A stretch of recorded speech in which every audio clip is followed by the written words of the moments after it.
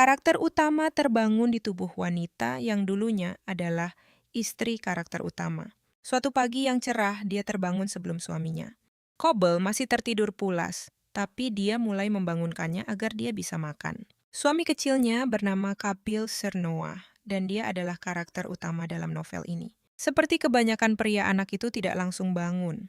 Adapun dia baru seminggu yang lalu, dia terlahir kembali sebagai antagonis wanita dalam novel romansa. Semuanya bermula pada hari yang sangat normal saat dia berdiri di penyeberangan jalan. Dia kembali gagal dalam wawancara kerja hari itu dan dia jujur sudah tidak ingat lagi berapa kali. Tiba-tiba dia mendengar klakson mobil dan menoleh untuk melihat.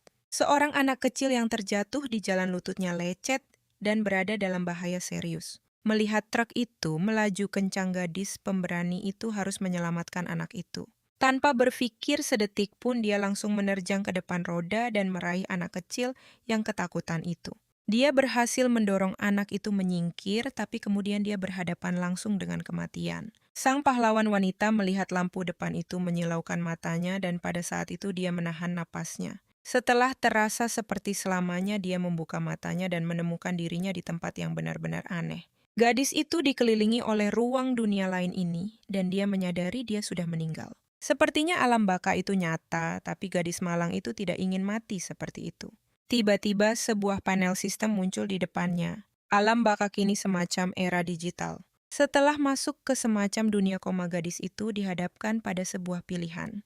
Pergi ke surga neraka atau dunia lain. Bahkan sebelum dia sempat berpikir, sebuah penghitung waktu mundur mulai berdetak. Aurora belum siap untuk penghakiman ilahi, tetapi pilihan kedua juga merupakan pertaruhan besar. Ketegangannya luar biasa. Dia tidak tahu sama sekali apa arti dunia lain ini. Keputusasaan membuat otaknya kacau, dan jam hitung mundur itu membuatnya mual. Berharap kehidupan selanjutnya akan lebih baik, dia menekan pilihan dua dengan jarinya. Begitu dia melihat Kabel di dunia ini, dia tahu dia terjebak di dalam novel yang dibacanya bertahun-tahun lalu. Bahkan setelah terlahir kembali, dia masih memerankan tokoh antagonis wanita yang ditakdirkan celaka. Nasib Kabil juga menyedihkan, itulah sebabnya dia mulai terikat padanya. Kabil adalah putra tidak sah dari keluarga bangsawan Sernova. Mereka membuangnya ke panti asuhan saat lahir. Dan bahkan di sana orang dewasa memperlakukannya dengan sangat buruk. Ternyata dia adalah pewaris Sernova, jadi mereka menyeretnya kembali ke perkebunan. Karena trauma masa kecil dari panti asuhan, Kabile sangat takut pada orang dewasa. Jadi kepala pelayan berpikir dia membantunya membawakan Elodie McLaren kepadanya sebagai istrinya. Dan saat itulah semuanya menjadi kacau. Elodie menyiksa Kabel, melakukan segala macam tindakan gila, dan pada dasarnya mengambil alih perkebunan. Syukurlah pahlawan wanita sejati akhirnya muncul dalam hidupnya. Kemudian Kabir direkrut oleh Kaisar dan pergi ke medan perang. Masih seorang anak-anak di sanalah dia menemukan cinta sejatinya, putri dari kerajaan Dei. Elodie adalah sosok yang sangat tangguh, dan setelah mendapat kesempatan kedua dia juga ingin menjadi pahlawan. Setelah meraih kesuksesan, Kabil pulang bersama sang putri dan menuntut cerai dari Elodie. Tapi mantan istrinya menolak mentah-mentah untuk memberikannya. Selain itu dia mulai menindas sang putri. Karakter utama tahu itu tidak akan berhasil, jadi Elodie mencoba membunuh sang putri dengan menciptakan racun yang mengubah tubuh menjadi batu. Sang pahlawan wanita mengira Elodie adalah seorang jenius alkimia dan menggunakannya untuk membunuh orang. Untungnya Kabil mengetahuinya sebelum dia bisa melancarkan aksinya dan mengusirnya dari kediaman. Setelah itu, Elodie terserang penyakit aneh dengan gejala persis, seperti racunnya, dan meninggal dalam kesendirian di daerah kumuh. Dan sekarang karakter utama telah terlahir kembali sebagai penjahat wanita ini. Kabel masih belum bangun, jadi dia mulai mengguncangnya dengan enggan. Suami kecil itu mulai menggeliat, tetapi ketika dia mendengar bahwa Elodie akan membacakan cerita, matanya berbinar, jadi anak itu akhirnya bangun. Dia senang akan hal itu. Baru seminggu yang lalu dia masih takut padanya, tetapi sekarang mereka berbagi ranjang, jadi mereka semakin dekat. Dia yakin anak ini merindukan pelukan hangat itu. Maksudku, ayolah, tidak mungkin kamu bisa menyakiti anak semanis itu. mengubah seluruh alur romansa. Dia berencana untuk diam-diam bercerai dan pergi. Dia ingin membesarkan pemuda itu dengan baik dan menyerahkannya kepada pahlawan wanita yang sebenarnya. Saat Kabel tertidur itu adalah waktu yang tepat untuk mulai merencanakan masa depan. Setelah menghabiskan begitu banyak waktu bersamanya, dia akhirnya punya waktu untuk dirinya sendiri. Setelah mencoret-coret beberapa baris, dia menyadari hanya itu yang bisa dia pikirkan. Rencananya adalah merawat suaminya dengan baik, melindungi kediaman, dan menemukan obat untuk penyakitnya. Meskipun Elodie tidak ingin melepaskan Kabil, dia tidak memiliki kekuatan untuk menghentikan perang. Pada usia 13 tahun, Khabib akan dikirim ke medan perang di mana dia akan menghadapi penghinaan karena tubuhnya yang kecil. Namun berkat cobaan itu, pemuda itu akan menjadi sangat matang. Berjanji untuk memberi makan dan membesarkannya mata sang pahlawan wanita berkaca-kaca. Wilayah adipati wanita itu luas dan subur, tetapi populasi tanamannya telah menyusut. Awalnya Elodie membuang segala jenis bahan kimia ke danau atau hutan, menghancurkan tanah-tanah subur itu.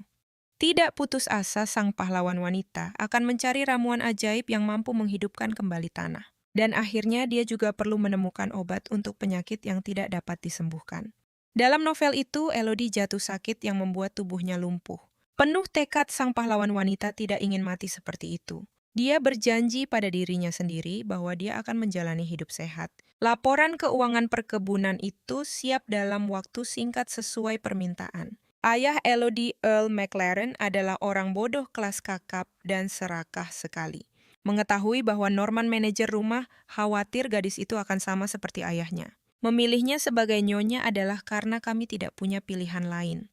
Adipati dan adipati wanita sebelumnya sangat bergelimang harta dan suka berpesta pora. Yang lebih buruk lagi, mereka menjadi pemabuk berat dan membiarkan perkebunan itu hancur. Pada akhirnya, keduanya meninggal dunia karena serangan jantung akibat terlalu banyak minum alkohol. Norman tahu perkebunan itu akan berakhir di tangan kotor Earl Bologna jika mereka tidak menjadikan Cabal sebagai pewaris. Manajer tidak tahan membayangkan Adipati Sirna yang kepadanya ia telah mendedikasikan hidupnya menjadi korban Earl jahat itu. Itulah sebabnya ia mati-matian mencari anak Adipati yang lahir dari pelayan dan membawanya langsung dari panti asuhan. Tumbuh di panti asuhan yang mengerikan itu, tuan muda mengembangkan ketakutan nyata terhadap orang dewasa. Itulah sebabnya Norman berpikir ia membutuhkan seorang istri yang akan lebih seperti saudara perempuan baginya. Setelah istana kekaisaran secara resmi memberikan persetujuan mahar dikumpulkan dengan banyak usaha. Hanya Pangeran McLaren tanpa berpikir dua kali menjual putrinya berjanji untuk tidak ikut campur sama sekali dalam urusannya. Norman melihat Elodie sebagai korban ayahnya, tetapi ia masih menunjukkan wajah berani. Manajer rumah bersumpah untuk melayaninya dengan setia sampai napas terakhirnya seperti yang diharapkan. Keluarga Kabila dulunya adalah keluarga yang kuat dan dihormati. Adipati Sernoa yang pertama adalah pahlawan perang yang secara pribadi menaklukkan wilayah-wilayah besar. Sang pahlawan wanita tahu bahwa karena ayah Elodie, mereka sekarang berada dalam masalah keuangan yang parah. Di suatu tempat di kastil Adipati telah menyembunyikan koin emas dan permata. Tiba-tiba Nyonya menugaskan Norman untuk mencari seorang instruktur anggar untuk Kabel. Ia berkata jika ia ingin memimpin rumah tangga, ia harus mulai sekarang juga. Tentu saja, pelayan berjanji akan melapor kembali segera setelah ia menemukannya. Memikirkan kakek tuan muda Norman akhirnya bisa menyapa mantan adipati dengan layak.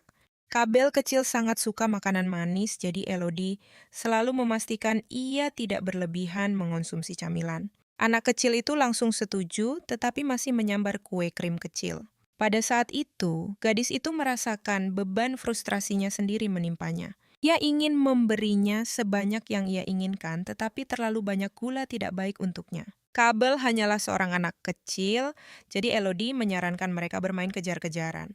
Tapi sebelum itu dia memintanya memanggilnya Nyonya. Sampai anak kecil itu membawa pulang seorang putri, dia akan tetap dipanggil Nyonya.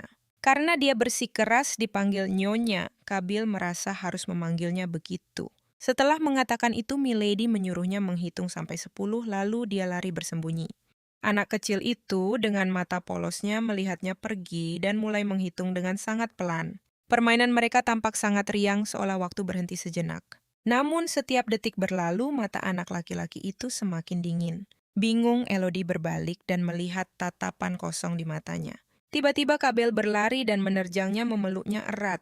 Melody mengira itu curang, tapi anak kecil itu bahkan tidak bergeming. Momen masa kecil yang riang itu terasa murni dan tak tersentuh. Pewaris muda itu suka menghabiskan waktu dengan pengasuhnya. Dia sangat berharap pengasuhnya tidak pergi.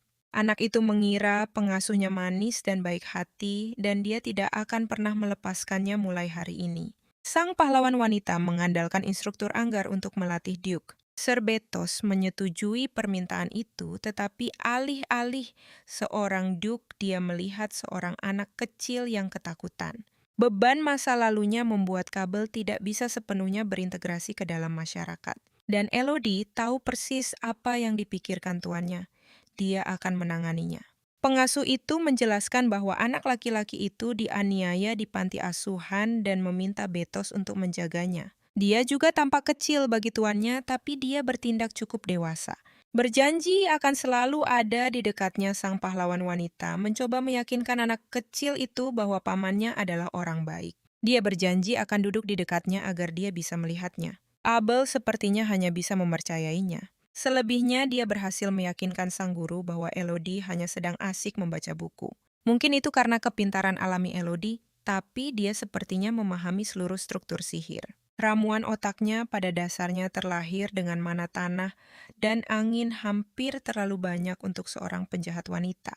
Meramu ramuan bukanlah hal yang sulit, tapi kamu membutuhkan segala macam herbal dan buah-buahan. Saat itulah dia mulai berpikir bahwa rumah kaca akan sempurna. Ada satu di kediaman itu, tapi sudah lama tidak digunakan dan membutuhkan perbaikan serius. Hal itu membuatnya berpikir dia mungkin harus mengambil sesuatu dari brankas rahasia segera. Tapi itu semua demi kebaikan kediaman, jadi dia yakin Duke akan mengerti. Karena Elodie sangat fokus pada buku itu, dia sama sekali tidak menyadari sesuatu. Pedang Duke muda itu terbang begitu saja dari tangannya. Dia kehilangan pegangan dan jatuh terduduk, merasa sangat buruk. Sir Beatos dengan nada tegas menyuruh anak itu bangun dan memegang pedang sialan itu erat-erat. Pertandingan latih tanding yang dia lihat selama pelajaran pertamanya membuat wanita itu benar-benar meledak amarahnya. Dia mulai berteriak bahwa Betos terlalu kasar. Mengacungkan pedang pada anak kecil seperti itu, Elodie berterima kasih kepada sang guru atas usahanya, lalu menggendong Duke muda itu di punggungnya. Dan setelah itu pelajaran mereka selesai dan wanita itu kembali ke istana. Sir Bedos tahu dia mungkin harus mencoba mengajar seseorang dengan sedikit lebih banyak keanggunan sekali saja. Tapi jujur saja, dia tahu orang tua anak itu yang terlalu menuntut sedikit berlebihan sekarang. Sang guru sudah menantikan pelajaran berikutnya dengan adipati muda Sernoa. Saat bintang-bintang bermunculan sudah waktunya berganti piyama. Elodie membantu adipati mengenakan kemejanya. Dia selalu ingat tubuhnya yang rapuh. Saat gadis itu pertama kali melihat Cable, dia ngeri melihat bekas luka-luka itu. Setelah beberapa saat dia terbiasa, tapi dia tidak bisa membiarkan siapapun menyakitinya lagi. Tiba-tiba sang pahlawan wanita menyadari si kecil mengepalkan tangannya dengan aneh. Tangannya yang lecet setelah latihan benar-benar menyiksanya. Air mata menggenang di mata si kecil, tapi dia tidak menangis terang-terangan berusaha menahannya. Melihatnya berusaha keras menahan air mata, Mam tiba-tiba menyadari sesuatu. Menjadi jelas bahwa Khabir dimarahi oleh orang dewasa di panti asuhan saat dia menangis. Keheningan mencekam menyelimuti dan Elodie tidak bisa mempercayai kekejaman tak berperasaan ini. Sejujurnya tidak masalah sama sekali jika Adipati ingin menangis kapanpun dia mau. Mengambil tangan si kecil, sang pahlawan wanita memberitahunya untuk tidak menahan diri jika dia perlu meluapkannya. Dia boleh menangis, tidak ada yang akan menghukumnya di sini. Adipati bisa melakukannya kapanpun dia mau. Itulah yang Milady sarankan untuk mereka sepakati. Jika Cabal memendamnya, dia akan sakit. Jauh lebih baik untuk menangis sepuasnya. Pada saat itu si kecil sangat bahagia. Dia mekar seperti bunga. Mereka mengikat janji dengan janji kelingking. Dan anak laki-laki itu berjanji akan melakukan hal itu.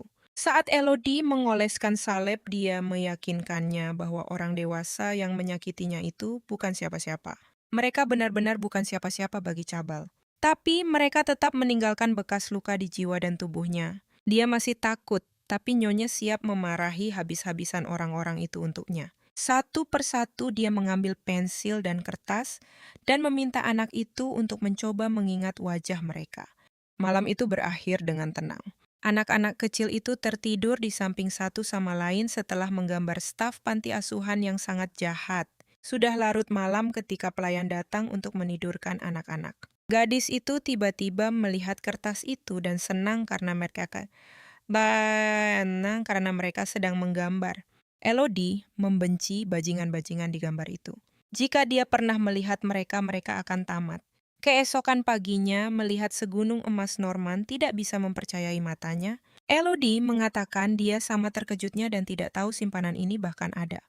Novel itu tidak memiliki deskripsi yang jelas yang membuat pencarian sulit. Tapi emas itu ditemukan di ruang kerja Duke. Di antara koin-koin emas itu ada harta karun yang ditinggalkan kakek Kabil untuk ayahnya. Saat dia membaca, setiap baris Norman meninggalkan tetesan air mata di kertas itu. Pada saat itu, Elodie sedang mencari cara menggunakan uang itu untuk menjauhkan masalah. Menurut manajer, semua dana Duchess adalah milik Duke dan Nyonya. Jadi, Nyonya memerintahkan agar sebagian emas itu digunakan untuk memperkuat pasukan kesatria. Pada akhirnya, mereka akan berperang dengan Kabil dan mereka harus menjaganya tetap aman. Memperkuat pasukan kesatria sangat penting untuk melindungi wilayah kekuasaan Duke muda. Itulah mengapa Elodie diberi gelar Duke. Norman setuju tanpa sepatah kata pun. Dia tahu bahwa bagaimanapun caranya pasukan kesatria harus segera menjadi lebih kuat. Dan Sir Beatos adalah orang yang tepat untuk pekerjaan itu setidaknya sampai Kabil dewasa. Namun melatih Duke saja sudah merepotkan bagi sang guru. Ditambah lagi dia selalu sibuk. Gadis itu tidak mengerti mengapa dia begitu sibuk mengingat dia tidak punya istri atau anak. Elodie tahu persis bagaimana cara memengaruhinya. Selain itu Bedos bahkan tidak punya pacar dan itu benar-benar mengganggunya. Setelah Nyonya mengungkap semua kelemahannya mempermalukannya, dia akhirnya meyakinkannya untuk mengambil alih komando. Saat minum teh, sang pahlawan wanita membacakan dongeng tentang rumah permen kepada si kecil. Cobble berkata dia juga ingin tinggal di sana, tetapi Elodie menolaknya dengan tatapan dingin. Dia bilang rumah permen menarik semut. Itu sangat mengejutkannya. Mimpi anak itu hancur berantakan. Nyonya merasa tidak enak karena menghancurkan mimpinya, tetapi dia benci semut. Dia sering memperhatikan bahwa dia sangat suka manis karena dia tidak pernah mendapatkan makanan manis di panti asuhan.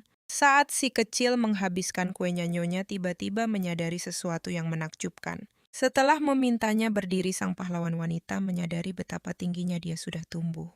Dia tahu betul bahwa anak-anak tumbuh dengan cepat. Jadi, Nyonya menyuruhnya berdiri di samping dinding dan menandai tingginya. Gadis kecil yang ceria itu juga menandai tingginya sendiri, menyarankan agar mereka menandai tingginya setiap tahun. Dia berkata bahwa ketika dia dewasa, nanti dia akan lebih tinggi darinya. Dalam cerita aslinya Cabal digambarkan sebagai pria tampan dan tinggi. Tetapi Elodie sudah bangga padanya dan berkata bahwa dia sudah sangat tampan sekarang.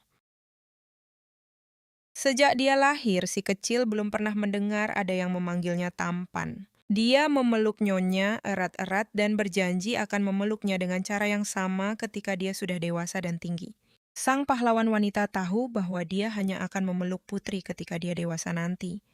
Tetapi karena dia yang membesarkannya, dia harus memberinya setidaknya satu pelukan. Tepat ketika Kabel pergi berperang, Elodie tidak akan bisa mengukur tingginya selama sekitar 10 tahun. Dia sedih karena tidak akan bisa melihatnya selama itu. Dia ingin melihat si kecil tumbuh dewasa dan melihat seperti apa dia ketika jatuh cinta. Dia pasti akan menjadi idola banyak wanita di masa depan, itu sudah pasti. Sang pahlawan wanita perlu merayakan sebanyak mungkin untuk memberinya kenangan sebanyak yang dia bisa. Tak lama kemudian Elodie mendengar tentang ide pesta ulang tahun, tetapi dia tidak terlihat terlalu gembira. Karena ulang tahun mereka berdekatan, Norman berpikir mereka bisa merayakannya bersama. Anehnya, Nyonya menyukai ide pesta itu, dan dia menyetujui bantuan manajer. Norman sangat senang mendengar bahwa dia benar-benar menginginkannya.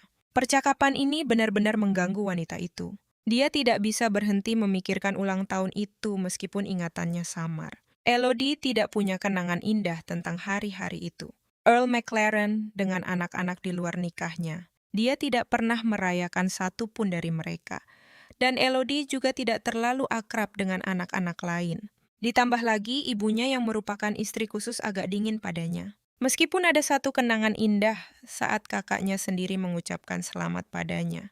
Pahlawan wanita yang asli juga tidak punya kenangan indah dalam kehidupan nyatanya. Gadis itu yatim piatu dan bahkan tidak tahu hari ulang tahunnya. Tentu saja dia tidak pernah mengalami hal seperti ini yang berarti ini akan menjadi pesta pertamanya. Kabel menyadari bertanya-tanya seperti apa sebenarnya pesta itu.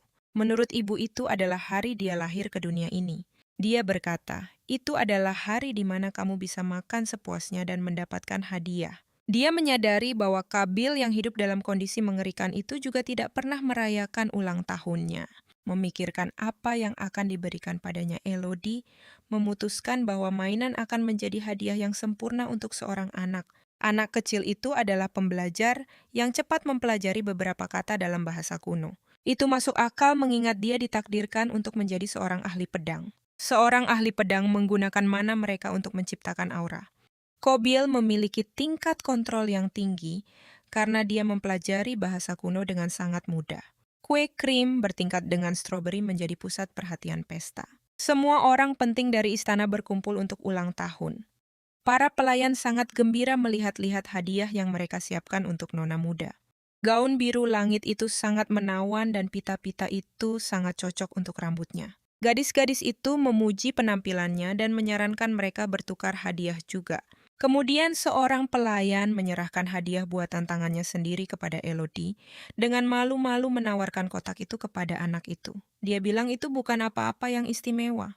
Di dalamnya ada kelinci merah muda berbulu halus dengan mata kancing. Kabel sangat senang dia meraih mainan itu dan memeluknya erat. Ketika giliran Duke, dia memberikan nona muda itu sebuah kotak kecil berpita. Begitu Elodie membuka hadiah itu, dia tidak bisa menyembunyikan kebahagiaannya. Kotak itu penuh dengan permen dan di dalamnya ada catatan yang mengungkapkan perasaannya.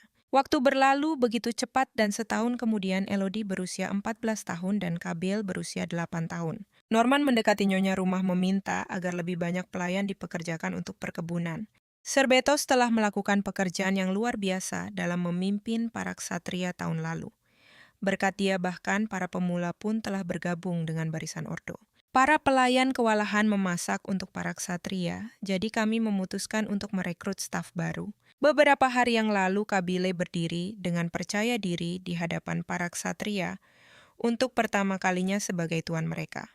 Itu adalah upacara pelantikan rekrutan baru ke dalam kesatriaan. Sang pahlawan wanita memegang tangan anak laki-laki itu saat dia berdiri di sana sangat gugup. Meskipun dia sangat ketakutan, dia melaksanakan upacara itu dengan anggun. Menurut Norman, tim perbaikan akan tiba besok dan pekerjaan itu tidak akan memakan waktu lama. Elodie memutuskan untuk menggunakan sebagian emasnya untuk memperbaiki rumah kaca dan membangun laboratorium di sebelahnya. Dan hari ini dia pergi ke pasar bersama Koble membawa Mari dan Serbaidos ikut serta. Awalnya dia akan meninggalkan si kecil itu tapi dia mengamuk. Mungkin dia terlalu sering bersamanya. Dan si kecil itu tidak suka jauh darinya. Dia hanya berharap dia tidak akan memintanya ikut ke medan perang. Meskipun dia sudah mengumpulkan banyak sekali ramuan dan sampel dari ladang serta hutan, di sekitar perkebunan itu masih belum cukup untuk mendapatkan sampel dari wilayah lain. Dia membutuhkan barang-barang yang dibawa oleh para pedagang. Tak lama kemudian kereta untuk Nona sudah siap dan sudah waktunya baginya untuk berangkat.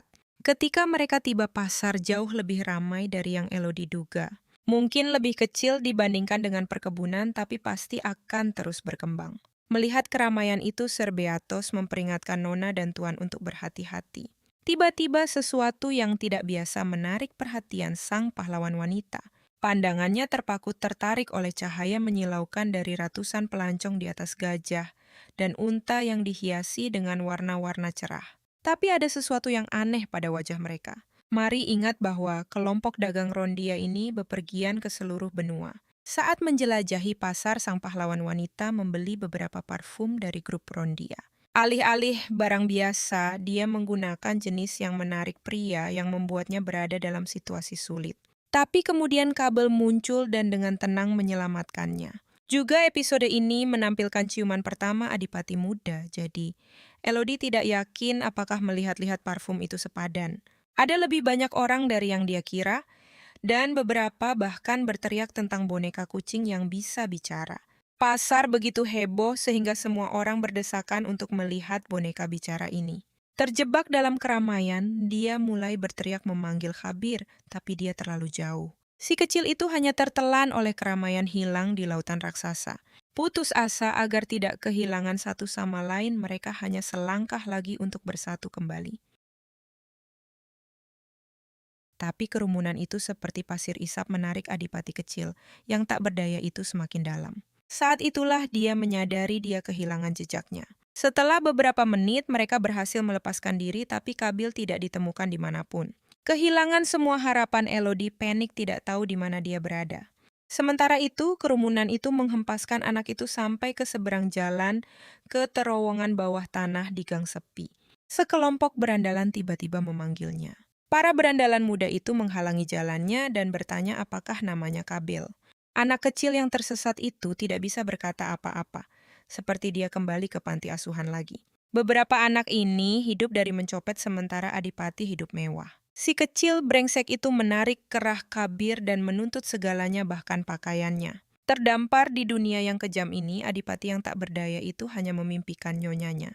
Dan saat itu juga suara melengking terdengar dari kejauhan. Elodie yang tangguh tiba tepat pada waktunya seperti dia mendengar panggilan hatinya. Dia dengan tenang mengulurkan tangannya kepada anak itu dan menyuruhnya mendekat.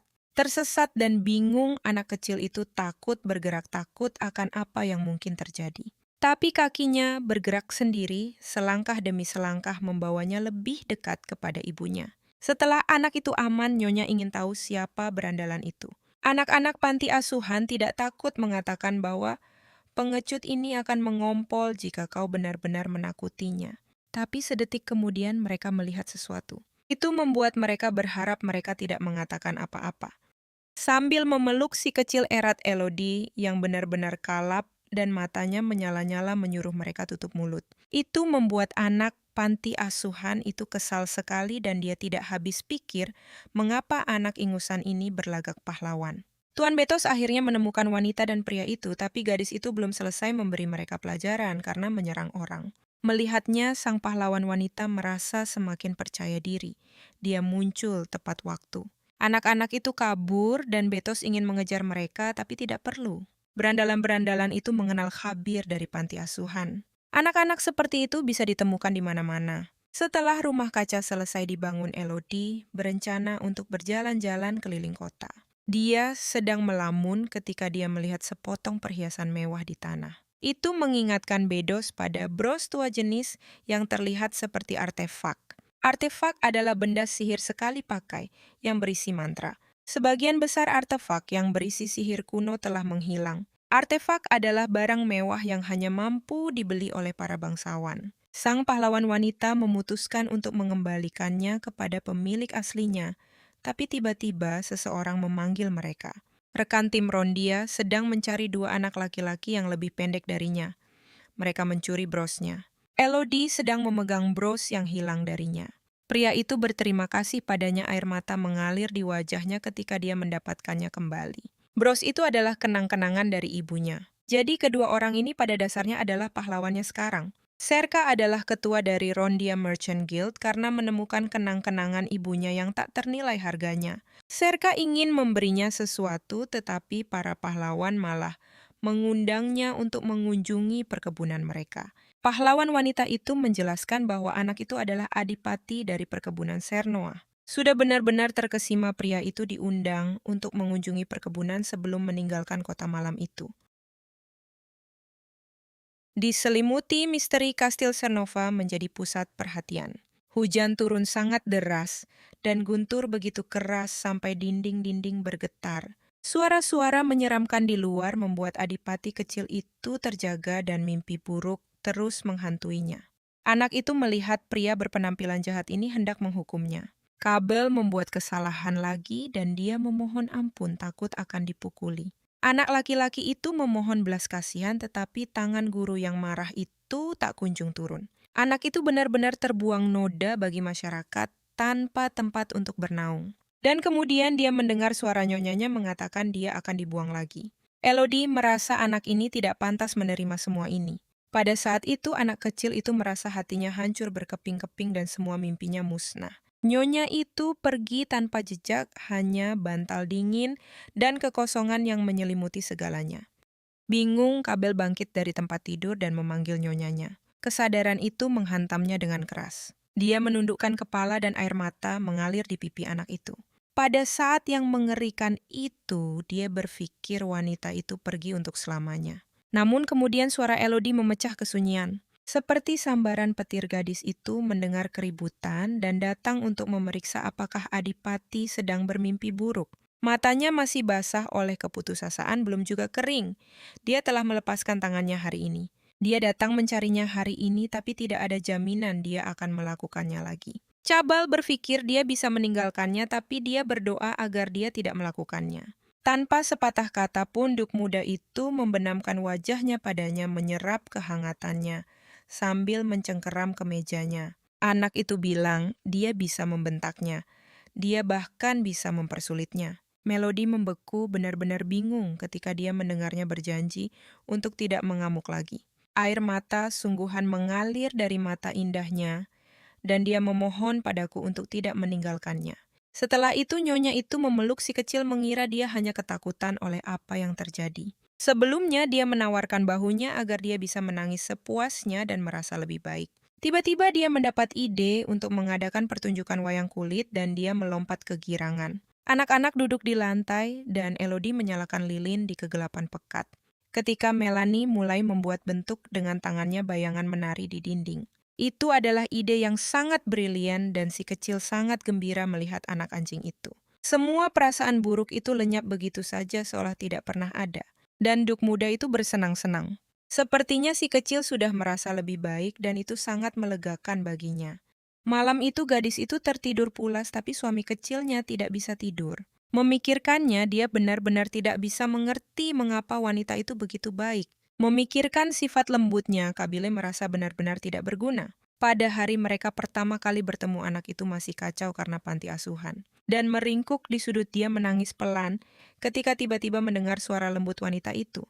Elodie yang cantik itu berbeda. Bagaikan seberkas cahaya matahari yang menerangi hidupnya yang sengsara. Dan menderita wanita itu baik hati dan memperlakukan anak laki-laki itu dengan pengertian. Dan hingga hari ini dia bersinar hanya untuknya dan hidup sang adipati dipenuhi makna lebih dari segalanya. Dia tidak ingin berpisah darinya. Suatu hari sang pahlawan wanita tidak seceria biasanya. Elodie terkadang mengunjungi para pelayan untuk mengobrol dengan mereka.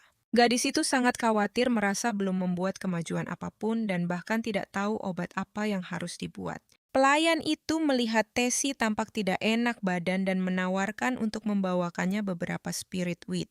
Ramuan penyembuh ini menarik minat Elodie dan dia memutuskan untuk mempelajarinya lebih lanjut. Menurut pelayan itu, ramuan itu tampaknya seperti gulma biasa, tetapi mereka menggunakannya sebagai pengganti pereda nyeri. Namun para gadis itu memperingatkannya bahwa ramuan itu sangat pahit dan tidak ada yang benar-benar menyukainya. Hal itu membuat sang pahlawan wanita berpikir. Dia curiga ini mungkin persis apa yang dia butuhkan. Dengan tekad gadis itu akhirnya menemukan apa yang dicarinya. Pada hari yang sama, wanita itu pergi keluar bersama pelayan untuk mengumpulkan spirit weed. Mudah sekali salah mengira itu sebagai gulma biasa. Jadi Ana membantunya memilih yang tepat. Setelah mencabut beberapa gulma, Elodie mengerti mengapa tidak ada yang menggunakan spirit weed. Ana mengakui dia terkadang juga bingung dan hanya kakeknya yang menggunakan ramuan itu di desa. Jika kamu bahkan bisa mengidentifikasi ramuan itu dari rasanya, cara terbaik adalah mencobanya. Terpikat oleh ide ini, Elodie memetik banyak sekali tanaman itu dan memutuskan untuk mencobanya. Namun begitu dia melakukannya, matanya terbelalak. Dan rasa pahit yang mengerikan itu praktis melumpuhkannya. Wanita itu berteriak sangat keras sampai suaranya membuat burung-burung liar pun ketakutan. Ramuan spiritual itu benar-benar terasa mengerikan dan sang duke sebenarnya khawatir. Ana mengatakan kebanyakan orang tidak tahu banyak tentang ramuan ini. Bagi orang miskin seperti mereka itu adalah obat penghilang rasa sakit alami yang mereka sebut hadiah dari roh. Pelayan itu tiba-tiba memutuskan untuk bertanya apakah Nyonya benar-benar ingin membuat ramuan. Ketika Anna mengetahui itu benar, dia berpikir Nyonya adalah penyihir sungguhan. Tidak heran pelayan itu menatap seperti itu. Penyihir sangat langka.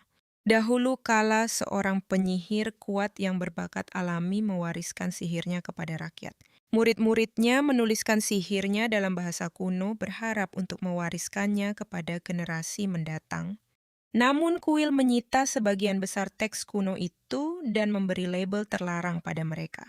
Jadi hanya orang kaya yang mampu menikmati manfaat sihir menyimpan ramuan dan sejenisnya di tangan serakah mereka. Pilihan terbaik adalah mengambil beberapa ramuan dari tabib lokal dan menyeduh teh untuk yang sakit parah atau terluka. Anda akan mencari seorang pendeta tetapi tidak ada di Cernova. Jika dia bisa membuat ramuan yang layak dengan ramuan spiritual ini, itu akan sangat membantu rakyat. Rumah kaca dan lab hampir selesai sekarang. Keberhasilan semua ini bergantung padanya. Tak lama kemudian, sebuah rumah kaca yang indah berdiri siap di Istana Cernova setelah banyak sekali pekerjaan. Karakter utama akhirnya menyelesaikan ramuan sihir. Hasilnya sepenuhnya bergantung pada mana. Jadi itu adalah lingkaran tanpa akhir dari penyesuaian dan kegagalan. Tapi karena itu Elodie tidak heran dia akhirnya berhasil. Nona tidak tahan dengan rasa pahitnya sebelumnya. Tapi sekarang dia telah menciptakan obat penghilang rasa sakit yang sempurna setelah menjenuhinya dengan mana. Rasa pahitnya memudar dan dia mengubah ramuan itu menjadi pil. Dia bahkan mengujinya pada dirinya sendiri, menggores sedikit dan tidak merasakan sakit sama sekali. Sekarang dia ingin orang lain mencobanya. Saatnya akhirnya menguji pil ajaib ini. Elodie mulai mencari di istana untuk orang yang terluka atau pelayan yang membutuhkan bantuan menemukan Tesi. Dia ingat gadis itu sedang tidak enak badan. Karena kedua pelayan itu sehat, sang pahlawan wanita tidak tahu siapa yang harus diuji obatnya. Dan kemudian salah satu dari mereka menyarankan untuk mengujinya pada penjaga malam. Tak lama kemudian, Elodie tiba di pos penjaga malam tapi tidak ada yang mengharapkannya. Melihat sekilas dirinya, para ksatria sudah bertaruh tentang apa yang akan dikeluhkan Nona itu hari ini. Namun yang perlu dia ketahui hanyalah apakah ada yang terluka. Tiba-tiba seseorang memanggil sang pahlawan wanita. Tapi Nona McLaren tidak senang dengan suara yang dikenalnya itu. Sambil tersenyum manis, Lady Sola berkomentar bahwa Nona kecil itu tampak berseri-seri hari ini. Nona di pos penjaga malam tidak ada di sana karena dia sakit. Orang lain yang sedang tidak enak badan. Ren babak belur di sesi latihan terakhir. Sepertinya dia satu-satunya pria yang dihajar kekasihnya jadi Nona McLaren, memberitahunya tentang ramuan ajaib yang dia buat. Itu bukan obat penyembuh, tapi punya efek pereda nyeri. Ren panik mengira itu mungkin racun. Tapi Elodie membentak mengatakan dia tidak akan pernah memberinya itu. Lady Sola sendiri akan menenggak racun jika itu dari majikannya. Tiba-tiba gadis itu memeluk pria itu dan memohon padanya untuk berhenti melawan dan meminumnya saja. Kasihan Ren. Dia bahkan belum sempat berteriak sebelum pil itu disorongkan ke tenggorokannya. Satria itu khawatir tanpa alasan karena Elodie menyelesaikannya dengan cepat. Rasanya agak pahit, tapi tidak terlalu buruk dan pil itu benar-benar meredakan nyeri. Ren tidak percaya bahunya tidak sakit lagi. Menurut Melody, pereda nyeri itu akan bertahan sekitar sehari. Lady Sola mengira majikannya jenius. Dia ingin memeluk dan menciumnya. Bagaimanapun, sang pahlawan wanita sangat senang karena obatnya benar-benar berhasil. Dang senang dia belajar setiap hari dan semua kerja kerasnya terbayar. Nona McLaren yang bahagia berharap kelompok itu juga sama senangnya. Tentu saja mata pemuda itu berbinar gembira. Dia tidak bisa menyembunyikannya bahkan jika dia mencoba. Beberapa hari kemudian, Kepala Rondia Merchant Guild datang untuk membalas kebaikan para pahlawan. Mereka memperlakukannya dengan sangat baik, dia sangat berterima kasih, dan Elodie bahkan mendapat hadiah yang luar biasa. Alasan utama kunjungannya adalah untuk membalas kebaikan mereka. Saat itulah sang pahlawan wanita memintanya untuk membantunya, dan dia dengan senang hati setuju. Namun keterkejutan melanda wajahnya saat wanita itu memintanya untuk mendistribusikan hasil karyanya. Memang anak kecil yang membuatnya, tapi obat penghilang rasa sakit wanita itu benar-benar mengubah segalanya. Circe melihat botol kecil itu dan mengira pil-pil itu adalah permen. Lalu Nona McLaren mengatakan itu adalah pereda nyeri dijamin manjur. Mendengar itu membuat ketua guild terkejut. Dia sedang memegang sihir yang sangat kuat. Elodie tidak terkejut, dia kaget. Itu pada dasarnya adalah ramuan sihir dalam bentuk pil. Dia tidak bisa tidak mengujinya saat itu juga. Kau tahu Circe masih tidak bisa percaya. Gadis itu meracik ini sendiri. Jika ketua guild mencobanya sendiri, maka Nona pasti akan mendapatkan penghargaan yang layak. Untuk menguji ramuan itu, bos membuat sedikit luka di jarinya. Tapi menurut wanita itu, luka itu terlalu kecil. Sudahlah, pria itu menelan pil penyembuh itu tanpa berpikir panjang. Dan dalam sekejap dia merasa sangat ringan, seolah jarinya tidak terluka sama sekali. Melihat hasilnya, Cirka sangat terkesan dengan kemampuan gadis kecil ini. Dan sekarang dia pasti siap menjual obat itu dan mematok harga premium. Masalahnya obat Elodie ditujukan untuk rakyat jelata yang miskin. Sirka berpikir jika pasokannya terbatas, harganya akan melambung tinggi. Itu bukan masalah bagi gadis kita. Saat mereka berbicara obat itu sudah dibuat bersama dengan ramuan. Nona membuat alat produksi otomatis. Ini adalah alat ajaib pertama yang pernah dibuatnya, tapi astaga berisik sekali. Elodie berencana membuat versi yang dijual sedikit lebih kecil dari yang ini. Itu sempurna. Bentuk padatnya membuatnya mudah diangkut. Kemudian begitu Cirka menyelesaikan urusan di ibu kota, dia akan kembali. Tapi sebelum itu, Nyonya berkata, Rondia bukan satu-satunya guild yang mengunjungi tanah ini. Dia akan memutuskan berdasarkan investasi awal. Naluri sebagai pewaris guild memberitahu bos apa yang harus dilakukan. Akan bodoh jika melewatkan kesempatan ini, jadi dia setuju. Kalau begitu, Elodie berkata dia akan menerima uang muka dan pembayaran di muka. Untuk batch pertama, Cirka melihat uang muka yang cukup besar dalam kontrak. Jadi itu benar-benar tawaran yang menguntungkan. Namun dia akan mendapat masalah besar jika barang itu dijual dengan harga berbeda. Jika itu terjadi, Elodie tidak akan mengizinkan batch kedua. Bahkan di usia itu, sang pahlawan wanita sangat keras kepala. Sekarang bos merasa sangat bodoh karena meragukan anak ini bahkan sedetik pun. Mereka menyegel kesepakatan dengan jabat tangan. Jika kesepakatan ini berjalan lancar, Cirka berharap Nona akan mempercayai mereka dengan obat-obatan lain juga. Saat waktunya, inspeksi bos berjanji akan membawa seseorang. Saat semuanya terlihat baik-baik saja, Kabil tiba-tiba memerintahkannya untuk tidak menyentuh tangan wanita itu. Melody mencoba menenangkannya, mengatakan itu hanya jabat tangan, tidak ingin membuat keributan. Bos berpamitan dan langsung pergi dari sana. Ini luar biasa, Melody menawarkan uang muka yang sangat besar. Sangat gembira Nyonya memeluk anak itu dan berjanji akan membuatnya sangat kaya raya. Keesokan harinya Elodie pergi menunggang kuda. Ternyata dia sangat mahir. Cobble sedang murung, jadi dia berpikir akan mengajaknya menunggang kuda bersamanya. Ibu berkata dia harus mengatasi ketakutannya pada kuda jika ingin bertahan hidup di medan perang. Namun tiba-tiba suara manajer yang panik terdengar nyaring. Dia berlari terburu-buru. Elodie mengetahui bahwa Pangeran Bolonia telah tiba, orang yang sangat membenci Kabil. Tidak seperti adipati sebelumnya. Pangeran Bolonia benar-benar brengsek. Bahkan sejak kecil dia sudah terlibat dalam segala hal buruk, seperti mencari masalah dan semacamnya. Sebelum meninggal, Adipati memerintahkan agar Kadipaten Sanova tidak boleh jatuh ke tangan Bolonia. Itulah mengapa mereka sangat ingin menemukan Tuan Muda. Pangeran Bolonia menyadari bahwa perkebunan itu menjadi tidak terurus di bawah pengawasan anak itu setelah saudaranya meninggal. Pria ini berpikir, Kadipaten itu sudah pasti didapat jika dia mendapatkan perkebunan besar itu. Dia akan hidup nyaman di posisi tertinggi. Dan kini sang bangsawan sangat murka karena seseorang berani merebut warisannya. Beberapa saat kemudian, Elodie dan Cable tiba di Puri untuk menemui tamu mereka. Nona saya membungkuk hormat mengatakan ia senang bertemu dengannya. Di tanah milik bangsawan itu sendiri, di rumahnya sendiri, berandalan kecil ini berlagak seperti orang dewasa. Sambil membungkuk malu-malu, adipati kecil itu menyapa tamu.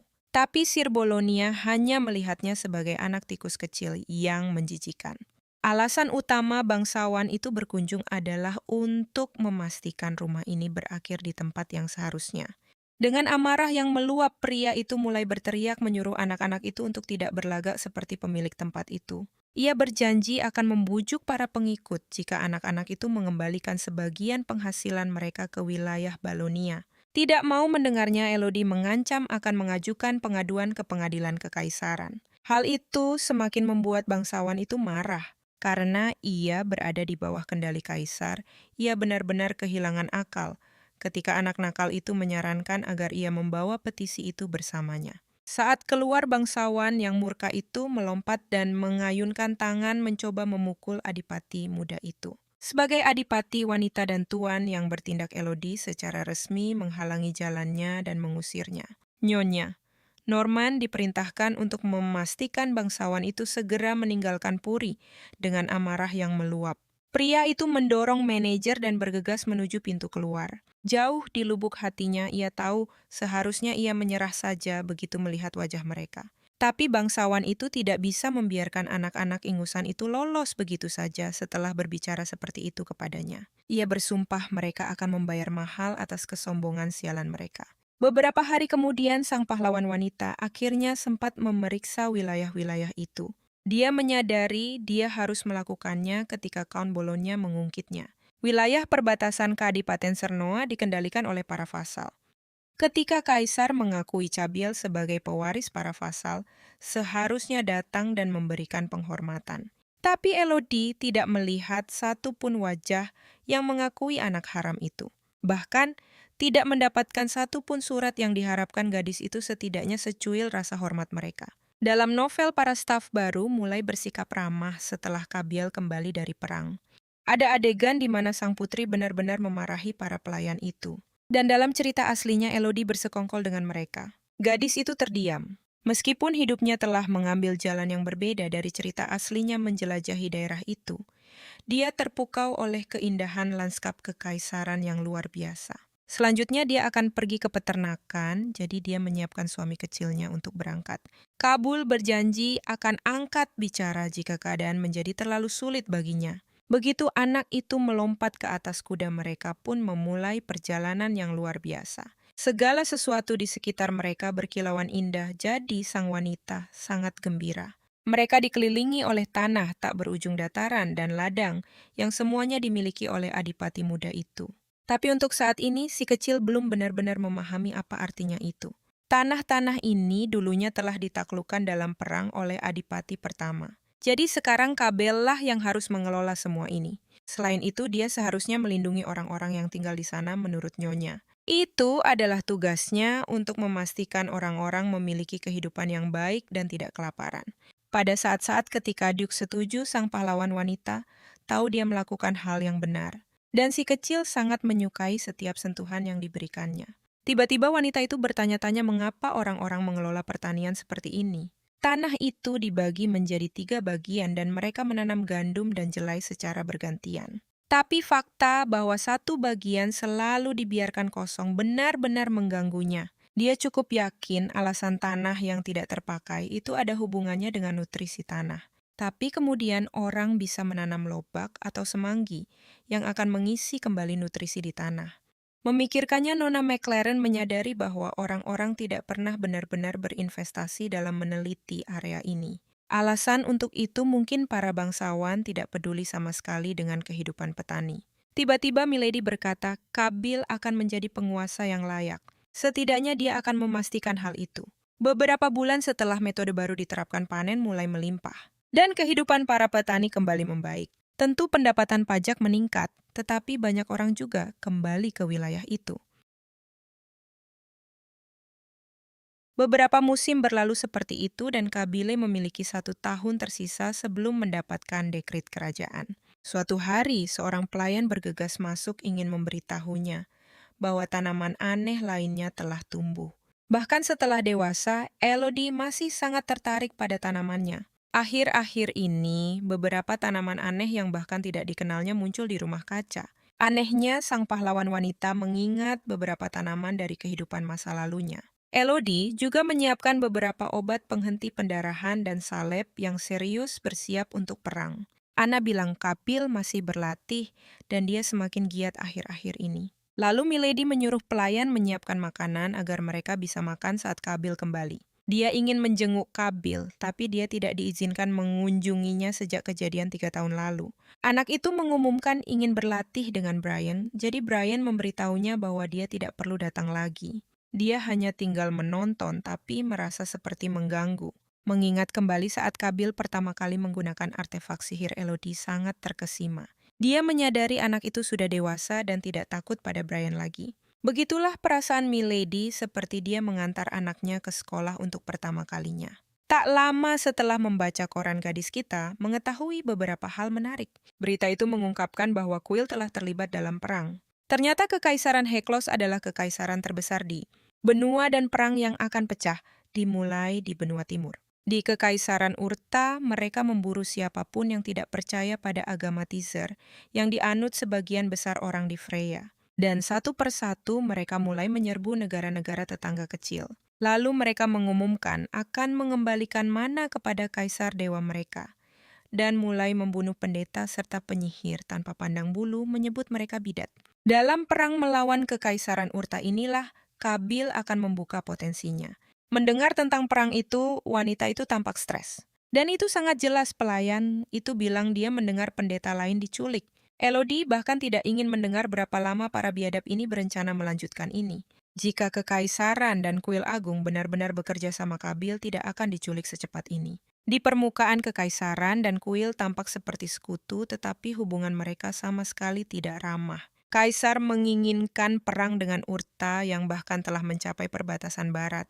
Namun Kuil tidak suka menerima perintah dari Kekaisaran dan terus menentang perang. Namun orang-orang Urta semakin banyak membunuh penyihir dan pendeta dan kaisar, serta Kuil akhirnya bersatu.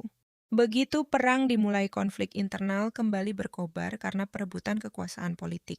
Dan dalam aliansi yang kacau inilah Kabila memimpin perang menuju kemenangan. Pada saat itu Kabila sudah kembali dari pelatihan. Apa yang kubaca di koran menjadi kenyataan. Anak-anak akan segera diberangkatkan lebih dari segalanya. Dia hanya ingin putranya pulang dengan selamat. Menciptakan banyak departemen yang berbeda itu sama sekali tidak efisien. Elodie bertanya-tanya mengapa para adipati repot-repot mendirikan perpustakaan terpisah. Nona berhasil menemukan sebuah buku tentang sejarah Kadipaten Sir Noah berharap menemukan sesuatu yang berguna untuk Kabel.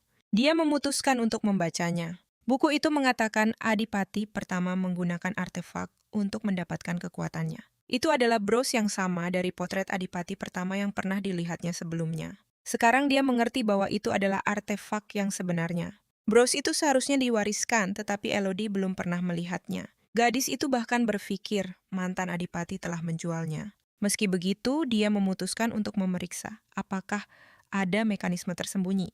Tiba-tiba dia melihat sebuah meja dan menyadari bahwa itulah tempatnya. Tidak lama berselang sang pahlawan wanita menemukan koin emas di bawah meja. Jadi untuk berjaga-jaga, dia memutuskan untuk memeriksanya dan mengintip ke bawah meja. Dia sangat terkejut saat menemukan sebuah pintu rahasia di lantai. Tanpa pikir panjang, wanita itu mulai membuka pintu rahasia itu untuk melihat apa yang ada di dalamnya. Setelah membuka pintu rahasia itu, Elodie meraih jauh ke bawah dan mengeluarkan sebuah peti berwarna cerah. Terinspirasi oleh novel gadis, itu membuka peti berharap dia menemukan semacam artefak. Namun bros di dalamnya tampak tidak lebih dari tiruan murahan. Semua harapan sang pahlawan wanita hancur berantakan. Dia tidak bisa mempercayai matanya. Seharusnya itu adalah batu yang memancarkan cahaya merah menyala. Dan kemudian dia menyadarinya. Artefak itu tidak mungkin disembunyikan semudah ini. Pada saat itu segala sesuatu di sekitarnya menyala dengan cahaya, menyilaukan, dan sebuah jendela sistem muncul di depannya mendeteksi kekuatan hidup yang gigih. Elodie tiba-tiba memiliki kesempatan untuk menggunakan item tersembunyi itu. Pesan ini sudah pernah muncul saat dia meninggal dan sekarang muncul lagi. Jika pilihan tidak dibuat item, akan digunakan secara otomatis. Hitungan mundur dimulai, tetapi untuk memilih Nona membutuhkan setidaknya penjelasan rinci. Detik-detik berlalu terlalu cepat, dan gadis itu tidak tahu harus memilih apa. Sang pahlawan wanita takut sesuatu bisa menjadi tidak beres. Dia tidak tahu apa yang akan terjadi, atau bahkan apakah dia harus menekannya. Tiba-tiba Nona McLaren menyadari ini sangat penting untuk hidup yang diambang kematian. Memutuskan dia harus setidaknya mencoba dia menekan tombol itu. Kilatan menyilaukan muncul dan artefak bulu Phoenix yang misterius telah diaktifkan. Ini sihir sungguhan dan Elodie tidak mengerti apa yang baru saja terjadi. Tapi saat dia membuka telapak tangannya, dia melihat artefak itu ada di tangannya. Dia sangat gembira, bros itu masih baru. Ini akan sangat berguna saat Kabel pergi berperang. Syukurlah berhasil. Sang pahlawan wanita sangat senang. Malam itu Adipati muda tidak bisa tidur, hanya tenggelam dalam pikirannya. Orang dewasa tidak lagi menakutinya seperti dulu selama wanita itu ada di sisinya. Anak itu tak kenal takut, tapi belakangan ini wanita itu mengatakan hal-hal yang cukup aneh padanya. Dia terus menekankan bahwa dia harus melindungi rakyatnya jika sesuatu terjadi pada permaisuri. Dia sangat yakin bahwa Kabel bisa mengatasi semuanya. Dia menyuruhnya untuk tidak pernah takut. Dan sekarang dia benar-benar bingung. Dia tidak tahu apa maksud semua kata-kata penyemangatnya. Elodie selalu berbicara seolah-olah mereka akan berpisah. Itu membuat anak kecil itu ketakutan, jadi dia dengan lembut menggenggam tangannya. Ketakutan terbesarnya bahwa wanita itu akan meninggalkannya tidak membiarkannya tenang. Dia terus meyakinkan dirinya bahwa itu tidak benar. Anak kecil itu memejamkan matanya erat-erat dan memohon padanya untuk tidak meninggalkannya. Setahun kemudian, berita tiba di perkebunan yang akan mengubah takdir karakter utama selamanya. Hari itu telah tiba. Kabil direkrut untuk ke garis depan. Sebuah dekret kekaisaran tiba yang menyatakan bahwa Adipati Sirnoa sendiri akan memimpin para prajurit melawan kekaisaran Heklos. Maka Adipati muda itu akhirnya memegang dekret yang menyegel takdirnya untuk pertama kalinya. Ini adalah pukulan telak bukan hanya bagi anak laki-laki kecil itu, tetapi juga bagi semua orang. Meskipun Elodie tahu hari ini akan tiba, dia tetap merasa sangat sedih. Tapi dia mengerti bahwa Kabil pasti jauh lebih hancur. Tiba-tiba anak laki-laki itu berteriak bahwa dia tidak ingin pergi dan memohon agar mereka tidak memaksanya. Dengan berat hati Milady menyaksikan keputusasaannya. Dia tahu dia tidak punya pilihan. Sebagai seorang pahlawan wanita, hatinya sakit berpisah dengan anak itu mengetahui apa yang harus dia alami. Memeluk erat suaminya yang kecil ke dadanya, nyonya itu berjanji akan menunggu kepulangannya. Air mata membasahi wajah pemuda itu, tapi dia harus kembali ke rumah dengan selamat. Waktu seperti biasa berlalu terlalu cepat dan hari keberangkatan pun tiba. Rasanya baru kemarin Kobel menangis. Dia anak yang manis. Anak kecil itu tahu dia tidak bisa menunjukkan kelemahan di depan para staf. Sebagai hadiah perpisahan, Milady memutuskan untuk memberinya sesuatu sebagai kenang-kenangan dari rumah. Dia memberinya bros Adipati pertama, mengatakan itu akan melindunginya. Elodie juga menyuruh anak kecil itu untuk tetap aman dan sehat. Adegan perpisahan mereka persis seperti drama romantis murahan. Tiba-tiba nyonya itu menyerahkan sepucuk surat kepada suaminya dan menyuruhnya membacanya nanti. Dengan segenap hati sang nyonya berharap putra kesayangannya akan segera kembali. Perang itu akan berlangsung selama 10 tahun. Hanya untuk mencapai pegunungan Ketan saja akan menjadi perjalanan yang berat. Melihat batalion itu berangkat, dia tahu IRTA tidak akan mudah dikalahkan. Kabul akan kembali sebagai seorang adipati yang patut dihormati yang ditempa dalam api peperangan. Dan Elodie siap melakukan apa saja untuknya, bahkan jika dia ditakdirkan untuk hidup bahagia selamanya dengan seorang putri. Beberapa bulan berlalu dan musim dingin yang pahit akhirnya berakhir berganti dengan musim semi yang hangat.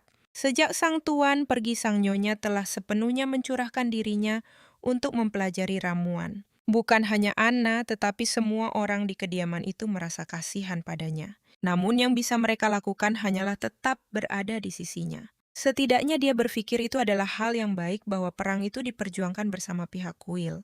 Para pendeta dan ksatria suci bisa menggunakan sihir penyembuhan sehingga mereka bisa mengobati Kabil. Sisi baiknya, sang nyonya beruntung menemukan akar ginseng liar itu. Dia berencana mengirimkan banyak pil ginseng merah kepada Kabir. Pil-pil itu akan dijual melalui serikat pedagang, tetapi saat ini membuat obat bisa membantu semua orang di wilayah itu. Dan saat itulah sang nyonya memutuskan dia harus segera memulai beberapa proyek pembangunan lainnya di wilayah ini. Nona, kita menerima laporan tentang keadaan wilayah saat ini. Norman mengatakan populasi telah tumbuh pesat karena hal itu. Wilayah itu mulai terasa lebih hidup, tetapi beberapa daerah masih berjuang dengan kemiskinan. Sang pahlawan wanita masih memiliki jalan panjang di depan menuju masa depan yang lebih cerah itu. Tiba-tiba dia teringat Kabir pernah menyebutkan panti asuhannya berada di daerah kumuh. Norman membenarkan perkataannya, menambahkan bahwa tanahnya berbatasan dengan wilayah Baron Mendoza. Hal itu membuatnya berpikir keras tenggelam dalam ingatannya. Dalam tidurnya Kabel sering menangis dan memohon ampun atas perbuatannya. Melihatnya seperti itu di malam hari, dia tidak bisa tidak merasa kasihan padanya. Anak itu mengalami mimpi buruk tentang panti asuhan itu setiap malam. Dan karena Baron Bendos dikirim berperang, karena Kabel itu berarti daerah kumuh secara teknis berada di bawah kendali Adipati. Ketika Norman melihat wajah panik wanita itu, dia tahu ada sesuatu yang tidak beres. Namun kemudian dengan semangat membara dan tekad bulat, dia memerintahkannya untuk segera menyiapkan kereta. Elodie tidak percaya mereka punya nyali untuk tetap tinggal setelah apa yang mereka lakukan pada Cable. Dia diam demi menghormati Baron Bendos, tapi waktu itu sudah berakhir. Sebelum pergi ke satria kecil itu, tiba-tiba memanggil Nyonya dan memintanya untuk mengambil buket bunga itu. Melihat wajahnya memerah karena kegembiraan sang pahlawan wanita benar-benar terpesona. Dia dengan senang hati menerima bunga-bunga itu dan berterima kasih kepada anak kecil pemberani itu dari lubuk hatinya. Buket yang menakjubkan itu terbuat dari bunga-bunga terindah, berbau harum luar biasa dan memanjakan mata. Wanita itu langsung teringat saat Kabir merangkai buket bunga untuknya hanya untuk membuatnya bahagia. Anak itu luar biasa. Kau tidak bisa melupakan jiwa murni dan hati baiknya. Kemudian Elodie mulai bertanya-tanya apa yang sedang dilakukan Kabel akhir-akhir ini. Tak lama kemudian, wanita pemberani itu akhirnya sampai di tujuannya. Bangunan itu terbengkalai, jendela-jendela pecah. Tidak mungkin bisa menampung anak-anak di sana. Tepat saat itu seorang pria muncul di ambang pintu. Dia menduga wanita itu ingin mengadopsi anak. Nyonya McLaren berkata dia ingin melihat anak-anaknya dulu. Karena dia terlihat seperti bangsawan, pria itu tidak mengerti apa yang membawanya ke daerah kumuh. Tapi sudahlah, bukan masalahnya, jadi dia dengan sopan menunjukkan jalan masuk. Apa yang dilihat sang pahlawan wanita langsung terekam kuat di benaknya. Rasanya seperti melangkah ke mimpi buruk terburuk yang bisa dibayangkan. Keadaan bahkan lebih buruk daripada saat Norman datang mencari pos. Pria itu menjelaskan kurusnya anak itu dengan berkata, "Hei, ini kan daerah kumuh. Meskipun akan aneh jika mereka tidak seperti itu." Wanita itu dengan tidak sabar menanyakan manajer yang mulai membuat pria itu kesal. Kemudian dia melihat wanita yang bertanggung jawab yang berterima kasih kepada para tamu karena telah datang. Anak-anak kelaparan dan manajer itu mengenakan pakaian mewah. Nyonya itu menawarkan anak laki-laki atau perempuan kepada gadis itu, tetapi Elodie berkata, itu sekitar 6 tahun lalu ketika topik itu muncul. Itu tentang seorang anak kurus dengan rambut hitam dan mata merah muda. Wajah manajer itu benar-benar berubah, tetapi dia mengklaim ada banyak anak seperti itu, jadi dia tidak bisa memastikan. Saat itulah gadis kita menuduh nyonya itu mempermainkan anak-anak dan menahan mereka tanpa persetujuan mereka. Dia mengeluarkan gambar Kabel dan berkata bahwa begitu nyonya itu melihatnya, dia tidak akan bisa menyangkal apapun. Rupanya coretan anak-anak itu hanyalah lelucon bagi para manajer. Menilai dari sikap tegas wanita itu jelas dia tidak main-main. Kemudian, atas perintah nyonya, seorang ksatria mengancam pria itu dengan pedang tajam. Nona McLaren bersikeras bahwa dialah yang paling sering memukuli Kabel, tetapi ksatria itu menyangkal semuanya. Tapi sekarang ternyata anak yang mereka ganggu itu adalah pemilik asli tanah ini. Manajer tertegun, tapi saat itu juga pelayan mengumumkan bahwa mereka sudah tiba. Para ksatria menyerbu masuk ke gedung, segera memerintahkan semua orang untuk tidak bergerak. Mereka menahan para penjahat secara paksa, tapi manajer tidak bisa menerima perlakuan seperti itu. Sederhana saja, Nona Elodie adalah pemilik tanah ini saat ini. Pria itu terus berteriak sampai akhir bahwa dia hanya melakukan apa yang diperintahkan manajer kepadanya.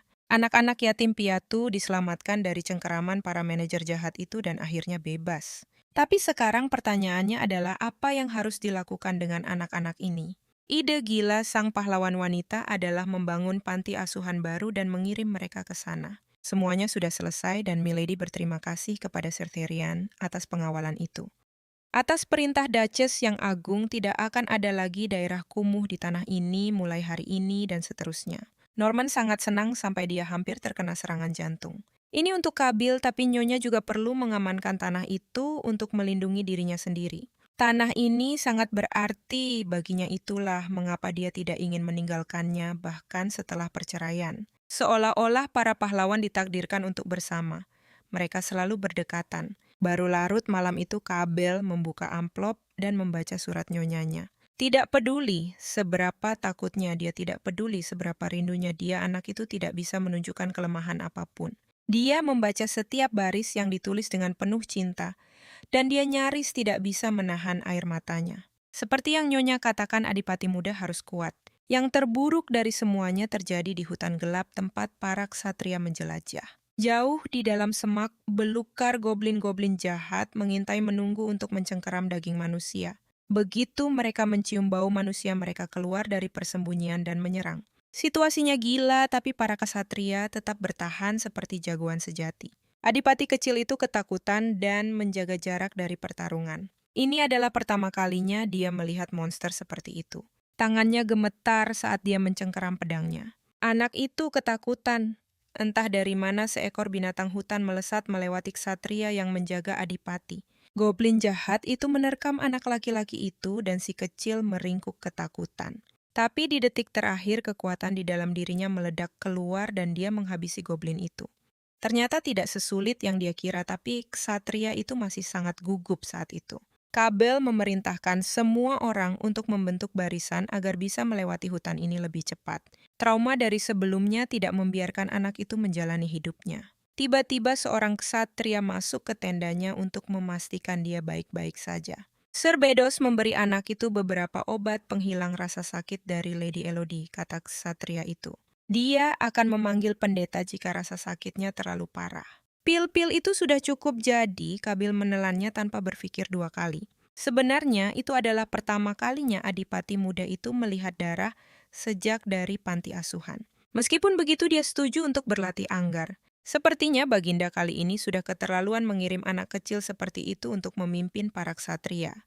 Itu terlihat seperti misi bunuh diri. Bahkan ada rumor bahwa Kaisar dan Pangeran Bolonya membuat kesepakatan. Anak itu merasa terlalu lemah dan sangat ingin menjadi lebih kuat.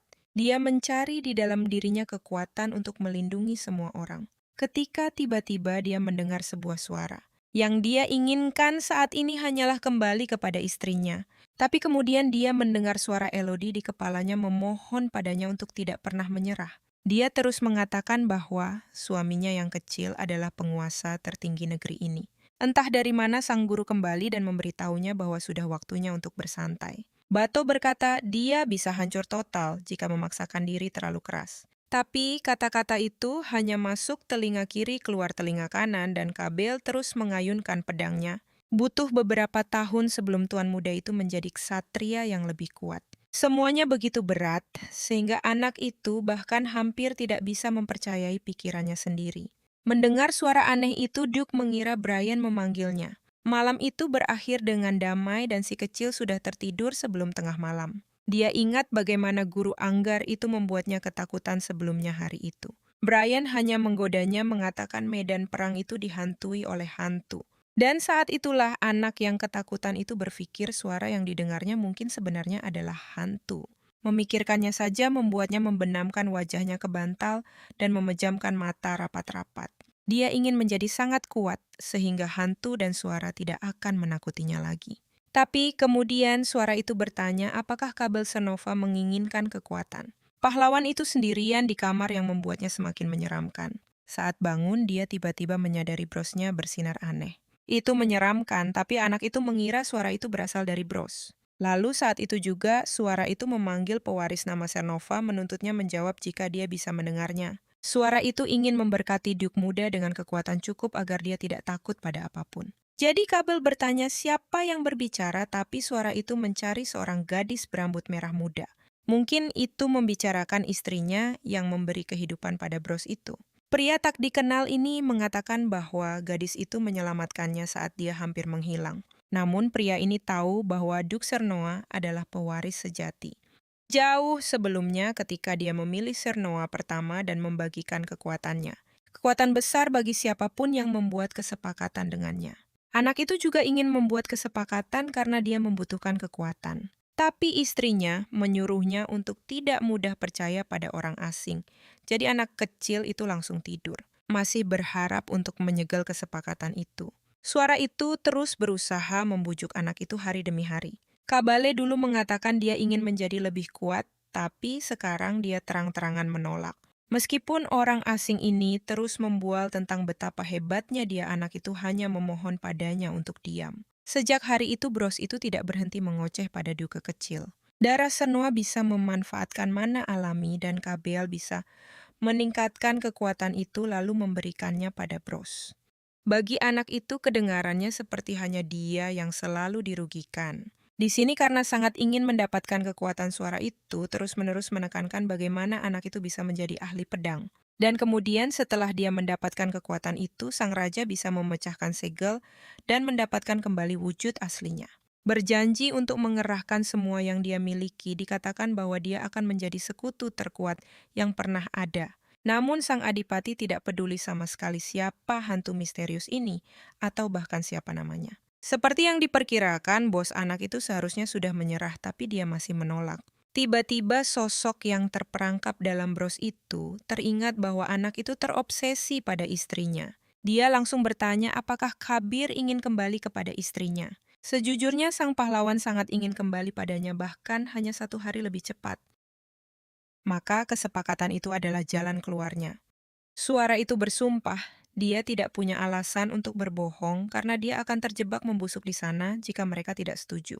Lagi pula sebagai roh yang utuh, bos itu akan terikat pada siapapun yang membebaskannya. Itu adalah beberapa poin yang cukup kuat, jadi Sir Sernoa mulai memikirkan kesepakatan itu.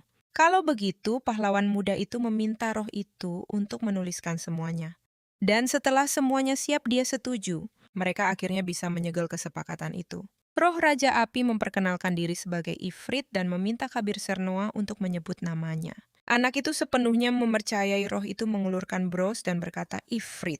Begitu sang pahlawan membuat kesepakatan, Bros itu menyala dengan sangat terang. Kilatan energi yang menyilaukan melesat ke langit dan Habir merasakan aura gila ini. Ini seperti keajaiban nyata seolah-olah monster sedang terlahir kembali di sana. Kobel melindungi matanya dari cahaya terang itu. Dia akhirnya bertemu roh Raja Api. Anak itu tidak percaya apa yang dilihatnya saat dia melihat wujud asli roh itu. Roh jahat dengan suara menggelegar ini ternyata adalah kucing bersayap yang menggemaskan dengan telinga besar. Dengan batu ajaib di dahinya itu, tidak lain adalah Raja Roh Lord Ifrit. Kobel merasa seperti dipermainkan, tapi roh itu berkata, dia terlihat seperti ini karena dia kehabisan energi. Saat Ifrit menyerap mana dari liberatornya, dia hanya akan menjadi lebih kuat. Tapi, bahkan saat itu anak itu tidak tahu apakah dia bisa mempercayainya. Dia masih merindukan nyonya. Selama ini, Elodie merawat anak-anak yatim piatu. Dan 4 tahun kemudian, sesuatu yang luar biasa terjadi. Sudah waktunya pergi jadi pelayan meminta Milady untuk menyelesaikan urusan. Waktu berlalu begitu cepat di sekitar anak-anak dan Milady bersenang-senang. Dia meminta pelayan untuk menunggu di kereta berjanji akan segera kembali. Tiba-tiba gadis kecil itu menarik gaun nyonya dan memintanya untuk mengambil bunga-bunga itu. Bunga-bunga itu sangat cantik, jadi Elodie berjongkok di samping anak itu dan dengan lembut membelai wajah Daisy. Sepertinya tidak ada yang bisa salah di hari yang indah itu, tapi kemudian Milady mulai merasa aneh dan menjatuhkan bunga itu. Tidak mungkin ini terjadi. Mimpi buruk ini baru saja dimulai. Penyakit yang mengubahmu jadi batu ini muncul entah dari mana di cerita aslinya. Elodie mencoba meracuni putri dengan ramuan pengubah batu dan sebagai hukuman, dia terkena penyakit tak tersembuhkan yang sama dan meninggal. Dalam novel gejalanya tidak muncul sampai Kabel kembali, tapi entah kenapa itu terjadi sekarang. Dan saat itulah dia menyadari betapa beratnya situasi yang sedang terjadi. Dia tidak tahu apa yang akan terjadi jika dia meninggal sebelum Kabel kembali. Sejak hari itu Nyonya mulai mencari obat untuk penyakit tak tersembuhkan ini. Dia membeli hampir semua ramuan di planet ini, dan dia mengumpulkan serta mempelajari setiap buku tentangnya. Nona terus meyakinkan dirinya bahwa dia akan menemukan obatnya tidak masalah. Gadis ini bertekad bulat menemukan jalan keluar dari kekacauan ini. Dan ketika dia berhasil, dia akan menyambut Habir dengan senyuman. Suatu hari dia merawat tanaman di rumah kaca, benar-benar mempelajarinya. Ana memperhatikan Elodie, terlihat tidak sehat tapi dia hanya mengabaikannya. Dia bilang dia baik-baik saja, tapi sebenarnya dia patah hati dan tidak bisa mengakui bahwa penyakitnya semakin parah. Sudah 2 tahun sejak itu dimulai dan dia masih belum menemukan obatnya. Setelah melakukan segala yang dia bisa untuk menyelamatkan dirinya, dia tahu Elodie yang asli akan mati. Tapi kemudian entah dari mana dia melihat sesuatu di rumah kaca yang menarik perhatiannya. Ramuan yang selama ini dia bicarakan, yang ingin dia pelajari secara terpisah, akhirnya bertunas. Ramuan itu terus tumbuh, jadi Anna terus mengumpulkannya dan menyimpannya. Ini adalah tanaman yang bahkan tidak ada dalam daftar spesies terancam punah, dan itu bisa menjadi kunci untuk menyembuhkan Nona. Dia mulai dengan teh hijau diseduh dari batang tanaman itu, berharap itu akan berhasil. Gadis itu meneguk teh hijau itu. Seperti yang diduga, teh itu tidak berefek sama sekali dan semuanya tetap sama. Mengira itu sia-sia, Elodie tiba-tiba merasakan jarinya berkedut. Tampaknya mustahil, tapi efek penyembuhannya seketika. Kelumpuhannya masih ada, tapi kondisinya membaik. Sang pahlawan wanita akhirnya menemukan penawar. Jika begitu, dia memutuskan untuk meminum teh merah dari daun-daun itu agar efeknya lebih baik lagi. Meskipun sangat merah itu agak menakutkan, konsentrasinya lebih tinggi. Sepenuhnya yakin itu akan berhasil, gadis itu menyesapnya. Selama itu berhasil, dia tidak khawatir sama sekali. Tapi kemudian, cangkir itu jatuh ke lantai dan teh merah itu tumpah kemana-mana. Kondisi wanita itu memburuk dengan cepat. Dia ambruk ke lantai dan menyadari dia tidak bisa bernapas. Tiba-tiba perhatiannya tertuju pada cangkir itu yang berisi sesuatu yang tidak terlihat seperti teh. Melihat tangannya, dia tertegun melihat jejak darah merah. Masih ada darah di bibirnya. Semuanya terlalu aneh. Karena tes racunnya bersih, Elodie mengira itu pasti semacam racun yang tidak terdeteksi. Saat dia bangkit dari lantai tenggelam, dalam pikiran dia tidak menyadari bahwa dia bisa merasakan jari-jarinya lagi. Batang itu sudah meredakan hampir semua gejala kelumpuhan. Tapi setelah meminum teh yang terbuat dari daun-daun itu, wanita itu bisa merasakan jari-jarinya. Tapi jika dia batuk darah, setiap kali minum teh merah, semua orang akan panik. Itu adalah hasil terbaik yang pernah Elodie lihat, jadi dia memutuskan untuk tetap merahasiakannya. Sekarang dia akhirnya bisa tidur nyenyak, berharap tidak ada yang menemukan sapu tangan berdarah yang disembunyikannya. Keesokan harinya, Elodie kembali mempelajari tanamannya. Hari itu, Anne mendapat perintah untuk membawa masuk tanaman yang sudah mereka tanam sebelumnya. Para pelayan menyadari nyonya mereka dalam suasana hati yang lebih baik dan itu sangat melegakan. Nyonya Elodie sudah lama terlihat murung dan itu membuat pelayan khawatir. Setelah itu, Anne mulai membersihkan ruang belajar nyonyanya. Saat menyapu lantai, pelayan itu tiba-tiba melihat sapu tangan menyembul dari laci. Anna mengira nyonya itu hanya melamun dan lupa sapu tangannya lagi. Tapi begitu dia menarik keluar kain putih salju itu, dia melihat beberapa noda aneh di atasnya. Pemandangan itu membuat pelayan gemetar ketakutan. Dia tidak percaya itu adalah darah nyonyanya. Sementara itu pasukan harus melangkah hati-hati memastikan pasukan mereka tidak musnah. Rencananya adalah mereka akan mempertimbangkan strategi dan tindakan mereka dengan hati-hati. Tetapi menurut bos mereka sudah kehabisan waktu untuk berpikir. Besok malam, Adipati Kerakabil Sernoa berencana mengirim pasukannya ke medan perang dan menyerang kerajaan Urta. Bos akan mengakhiri perang sialan ini. Biasanya Kabil tenang sampai tingkat yang menakutkan, jadi ksatria itu berteriak bahwa ini terlalu terburu-buru. Orang-orang tidak mau mendengar itu. Bos itu termakan bujukan wanita itu. Semua ini berawal sedikit lebih awal saat perang berlarut-larut jauh lebih lama dari yang diperkirakan siapapun. Dalam perang antar kerajaan ini, Istana Kekaisaran dan Kuil memutuskan untuk bekerja sama. Kaisar sangat berambisi menghancurkan Urta, tetapi Kuil terus mengatakan waktunya belum tepat. Berharap menembus pertahanan prajurit Urta, para ksatria suci melanggar perintah dan perang pun menemui jalan buntu. Terjebak dalam perebutan kekuasaan yang membuat frustrasi ini, Kabil hanya ingin kembali kepada istrinya. Tiba-tiba Ifrit menyuruhnya bersabar, berjanji akan mengakhiri seluruh perang ini. Roh itu sudah mengatakannya berkali-kali, jadi sang majikan tidak akan menunggu lebih lama lagi.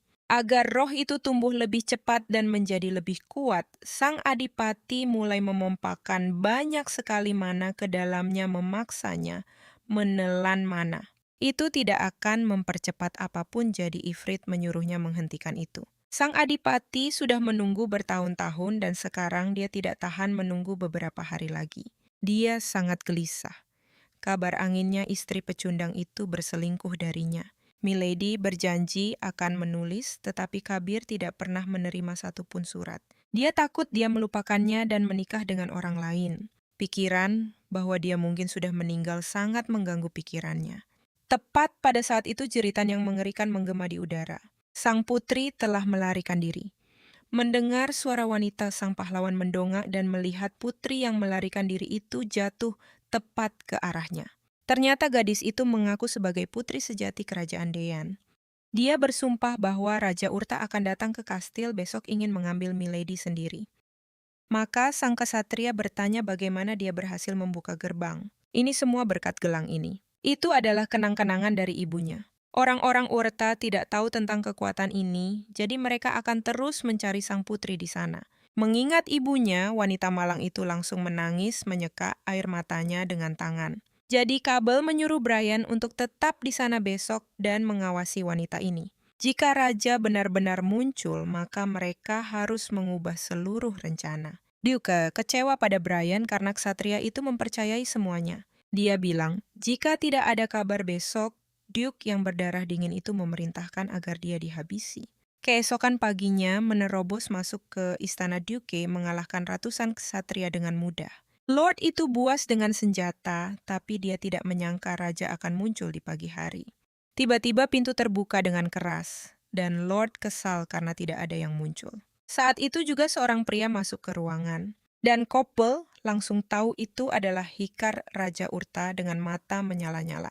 Lord tidak mengerti apa yang dilakukan berandalan ini di sini. Dengan ayunan pedangnya, Duke dengan dingin memenggal kepalanya karena terlambat. Setelah itu ada tugas untuk roh itu. Dia diperintahkan untuk membakar semuanya. Api merah menyala melahap kerajaan Dian. Kabir segera mengambil alih komando pasukan dan berbaris menuju Urtai. Api yang mengamuk itu membakar tidak hanya musuh di jalan mereka, tetapi bahkan pasukan mereka sendiri yang mundur. Mendengar berita ini, pasukan kekaisaran dan kesatria suci bergabung dengan pasukan Kabir. Mereka menatap kagum pada ksatria serigala merah itu karena dia adalah perwujudan sejati Tifek. Dengan kemenangan Kabir, perang berakhir dan rakyat serta klerus kekaisaran bersuka cita. Dan berita itu menyebar luas. Dan Nyonya Sernoa segera mengetahui berakhirnya perang. Elodie ingat betul bahwa perang seharusnya berlangsung 10 tahun. Tapi sekarang dia tidak bisa memahami apa yang terjadi sehingga mengubah jalannya cerita. Bagaimanapun juga Kabil akan kembali dan itu berita yang luar biasa. Jadi, sang pahlawan wanita memutuskan sudah waktunya dia untuk pergi. Sebelum kembali, Heinz terkejut. Sang adipati tidak ingin singgah di ibu kota. Dia mengatakan itu adalah kesempatan utama untuk membuat kesan yang baik pada istana kekaisaran dan kuil. Itu justru memberi Kabir alasan yang lebih sedikit untuk pergi. Sang adipati tidak melihat mengapa dia perlu membuat orang-orang itu terkesan. Rumor konyol beredar. Dia baru-baru ini menangkap dan menangani Jenderal Urtahandar dan mengejar Pangeran Sendikar sampai ke Laut Laplancian Utara. Sihir pelacak serigala merah hanya berfungsi jika dia mengingat wajah orang tersebut. Kuil mengklaim Dewa Tifekra telah menunjukkan kekuatannya dan mulai memanggil Adipati Sernoa dengan nama itu ketika ternyata gelang sang putri adalah relik kuil yang hilang. Dia memutuskan untuk mendonasikannya. Gadis itu percaya kuil akan menghargai kenangan ibunya. Kuil mulai memujinya karena itu dan mengaitkan anak dewa dengan putri terpilih yang memimpin perang menuju kemenangan. Duke menganggap konyol bahwa mereka sekarang mengatakan dia adalah keponakan kaisar. Setidaknya, dia tidak perlu berurusan dengan orang-orang seperti itu di wilayahnya lagi.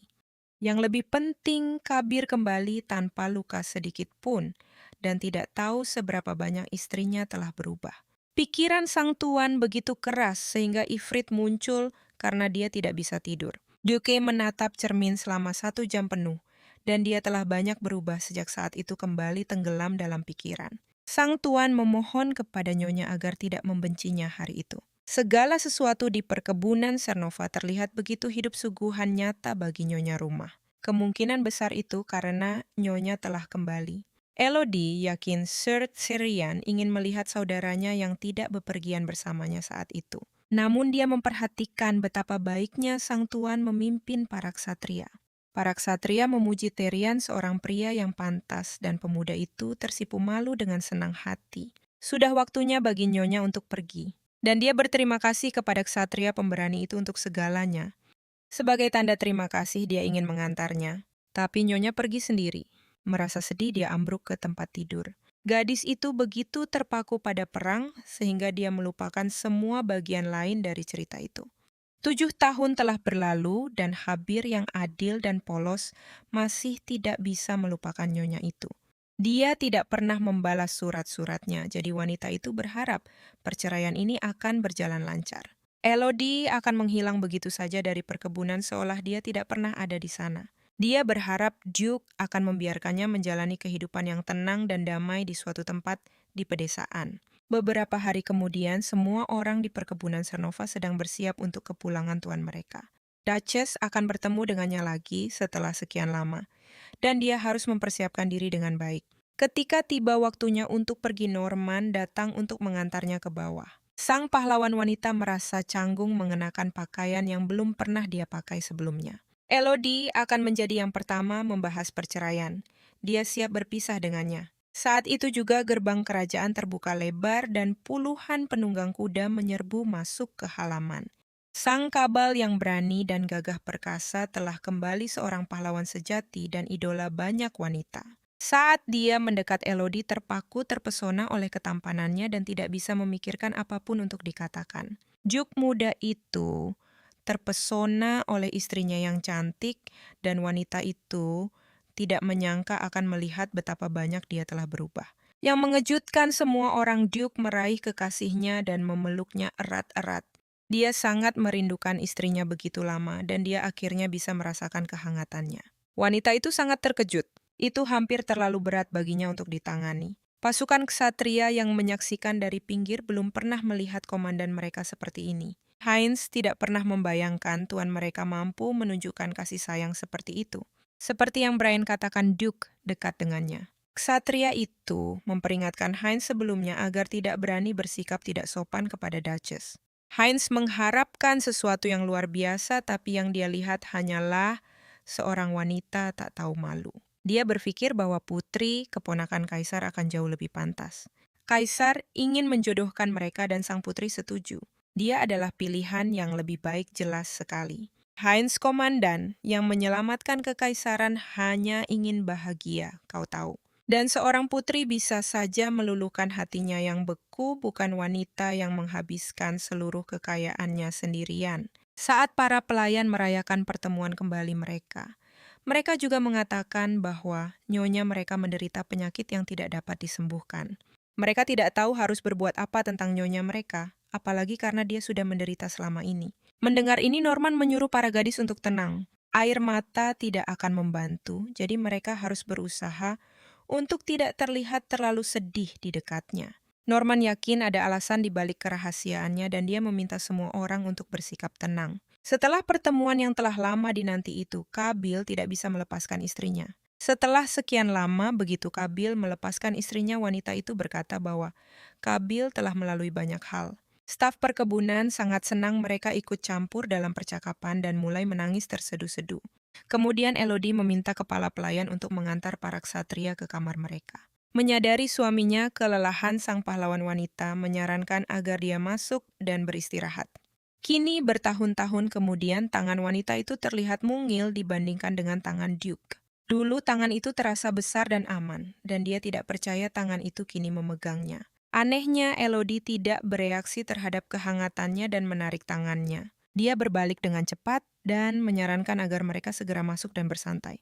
Pada saat itu, Kabil menyadari istrinya sendiri tidak begitu gembira melihatnya. Semuanya serba salah dengan cepat, jadi wanita itu nyaris tak bisa menahan diri. Tangan pria itu dipenuhi bekas luka.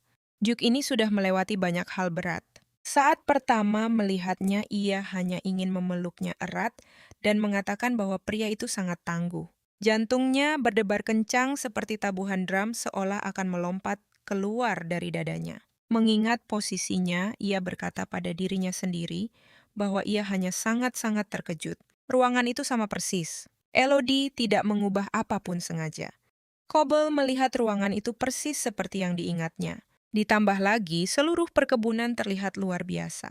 Duke tak bisa tidak menyadari bahwa wanita itu telah melakukan banyak hal selama ia pergi. Sebenarnya, Milady ingin menunjukkan segalanya padanya, hanya untuk menjaga barang-barangnya tetap aman dan utuh. Gadis itu menyuruhnya melihat-lihat sementara ia menyiapkan air hangat. Saat itu juga, pemuda itu teringat perkataannya bahwa pasangan suami istri bisa mandi bersama. Duke begitu dekat Elodie bisa merasakan embusan napas hangatnya. Tentu saja, ia ingat apa yang pernah dikatakannya padanya saat mereka masih anak-anak. Tapi sekarang terjebak dalam situasi konyol ini tak mungkin ia bisa menjelaskannya. Melihatnya seperti itu Kabil, jadi makin bingung dan berkata, ia hanya bercanda. Wajah sang pahlawan wanita belum pernah semerah itu karena malu sebelumnya. Untuk memecah ketegangan, ia pergi meminta pelayan menyiapkan air mandi. Ditinggal sendirian sang adipati menyadari segala sesuatu di sekitarnya persis sama. Anehnya, hanya istrinya yang tampak berbeda. Pria muda itu, tahun itu wanita itu tidak lagi senang melihatnya dan itu adalah perasaan yang mengerikan. Malam itu suami istri itu duduk untuk makan malam persis seperti dulu. Ketika Elodie memberi perintah kepada para pelayan kata-katanya mengalir begitu saja seolah ia sudah berlatih. Tapi sekarang setelah mereka sendirian, Nyonya tidak tahu harus bersikap bagaimana. Suasana telah benar-benar berubah. Kabel telah menjadi pria sejati. Meja itu hening, hanya mata mereka sesekali bertemu dalam tatapan canggung. Tapi bahkan saat itu, sang pahlawan wanita harus menundukkan pandangannya ke piringnya. Situasinya tak tertahankan. Mereka makan dalam diam karena sudah lama tidak bertemu sehingga mereka tidak menemukan apapun untuk dibicarakan. Memikirkan istrinya, Kabel menduga wanita itu telah menemukan orang lain. Saat ia pergi, wanita itu sudah cantik. Sebelum ia pergi berperang yang brutal itu, tapi sekarang ia bahkan lebih cantik memukau. Ia sangat baik kepada semua orang. Mungkin banyak pria yang jatuh hati padanya. Masalahnya adalah ia dan Kabel sudah menikah. Menguatkan diri, ia memutuskan untuk menyebutkan apa yang ia dengar tentang kepahlawanannya di medan perang. Gugup Elodie sangat gelisah, tapi mengatakan ia bangga padanya. Setelah itu ia menyuruhnya untuk beristirahat berjanji akan berada di kamar sebelah. Itu terlalu aneh jadi Khabir yang sangat bingung bertanya mengapa dia ingin tidur terpisah. Kenyataannya, Milady mengharapkan perceraian mereka dan bahwa suaminya sudah memiliki seorang putri. Memikirkannya, gadis itu tiba-tiba menyadari bahwa dia bahkan belum pernah melihat sang putri. Dalam cerita aslinya, dia kembali bersamanya, tetapi Milady bertanya-tanya apakah dia salah. Tiba-tiba tatapan Duke menjadi gelap dan dia berkata, pasangan suami istri harus tidur bersama. Sejujurnya istrinya yang mengajarinya hal itu. Dia tahu sang nyonya tidak menginginkannya di dekatnya. Dia tidak senang Duke kembali. Elodie yang gelisah mencoba bersikeras bahwa itu tidak benar, tetapi dia tidak terlihat bahagia selama ini. Dia mencoba berargumen bahwa itu adalah kesalahpahaman, tetapi Cabal hanya berbalik sangat terluka mengikutinya. Dia memberitahunya bahwa dia sangat merindukannya. Gadis itu pucat pasi ketika mendengar Duke tidak melihat cinta darinya lagi. Berharap untuk membuktikan bahwa dia salah, dia ingin mengulurkan tangan dan menyentuhnya tetapi itu tidak mungkin. Menurut Duke alasannya adalah dia sudah banyak berubah dan itulah mengapa sang nyonya tidak bahagia. Setelah mendengar itu dia terdiam kaku. Dia bahkan lupa cara berbicara. Dia bahkan tidak bisa merangkai dua kata apalagi memeluknya setelah bertahun-tahun berpisah. Ketika dia mengirim suaminya pergi, dia hanyalah seorang anak kecil dan sekarang dia kembali sebagai pria yang sangat memikat. Hanya saja Elodie tidak terbiasa dengannya. Bukan berarti dia tidak peduli padanya. Dia memanggilnya sayang hari itu, tetapi itu tidak membuat Duke terlalu gembira. Cabal ingin dia masih melihatnya sebagai anak kecil yang dia bayangkan berkali-kali. Bahwa dia akan senang memeluknya dan mengatakan bahwa dia anak yang baik mengacak-acak rambutnya dan mengatakan dia hebat. Karakter utama memimpikan reuni seperti itu. Dengan mata penuh penyesalan gadis itu bersikeras bahwa Duke masih penting baginya. Dia bilang Duke tidak tahu betapa dia merindukannya. Melihat air matanya, Duke mengelus pipinya dan menyuruhnya untuk tidak menangis. Merasakan kehangatan tangannya, air mata di matanya mengering. Dia benar-benar sangat merindukannya. Dia hanya senang suaminya kembali utuh dan itu akhirnya membuatnya tersenyum. Tiba-tiba dia memutuskan untuk menunjukkan sesuatu padanya. Sudah lama sekali Ada tanda tinggi badan di dinding melacak pertumbuhan nyonya sejak Duke pergi. Dia dulu mengukur dirinya sendiri, bahkan saat itu hanya karena bosan iseng saja. Yang berarti dia sudah setinggi itu. Bahkan saat kecil, dia tampak dewasa dan luar biasa. Elodie mencatat tinggi badan suaminya sampai dia berusia 16 tahun, tapi kemudian sesuatu terjadi. Karena dia tidak ingat nyonya menyarankan agar mereka mengukurnya sekarang. Dia tidak menyangka perbedaannya akan sebesar ini. Coble benar-benar tumbuh tinggi selama bertahun-tahun perang itu. Mata Elodie tampak sangat tulus dipenuhi kebahagiaan karena suaminya kembali. Jadi Coble membujuknya untuk tidur bersama seperti keluarga normal sedikit lebih awal. Tuan telah meminta gadis itu untuk menidurkannya. Elodie terkejut dengan permintaan itu karena dia berencana tidur di kamar sebelah. Tapi Cable belum kehilangan sentuhan persuasifnya, jadi dia tidak bisa menolak. Begitulah segalanya meningkat hingga mereka berakhir di bawah selimut yang sama baru sekarang. Apakah pahlawan wanita kita membiarkan dirinya tidur di ranjang yang sama dengan Duke?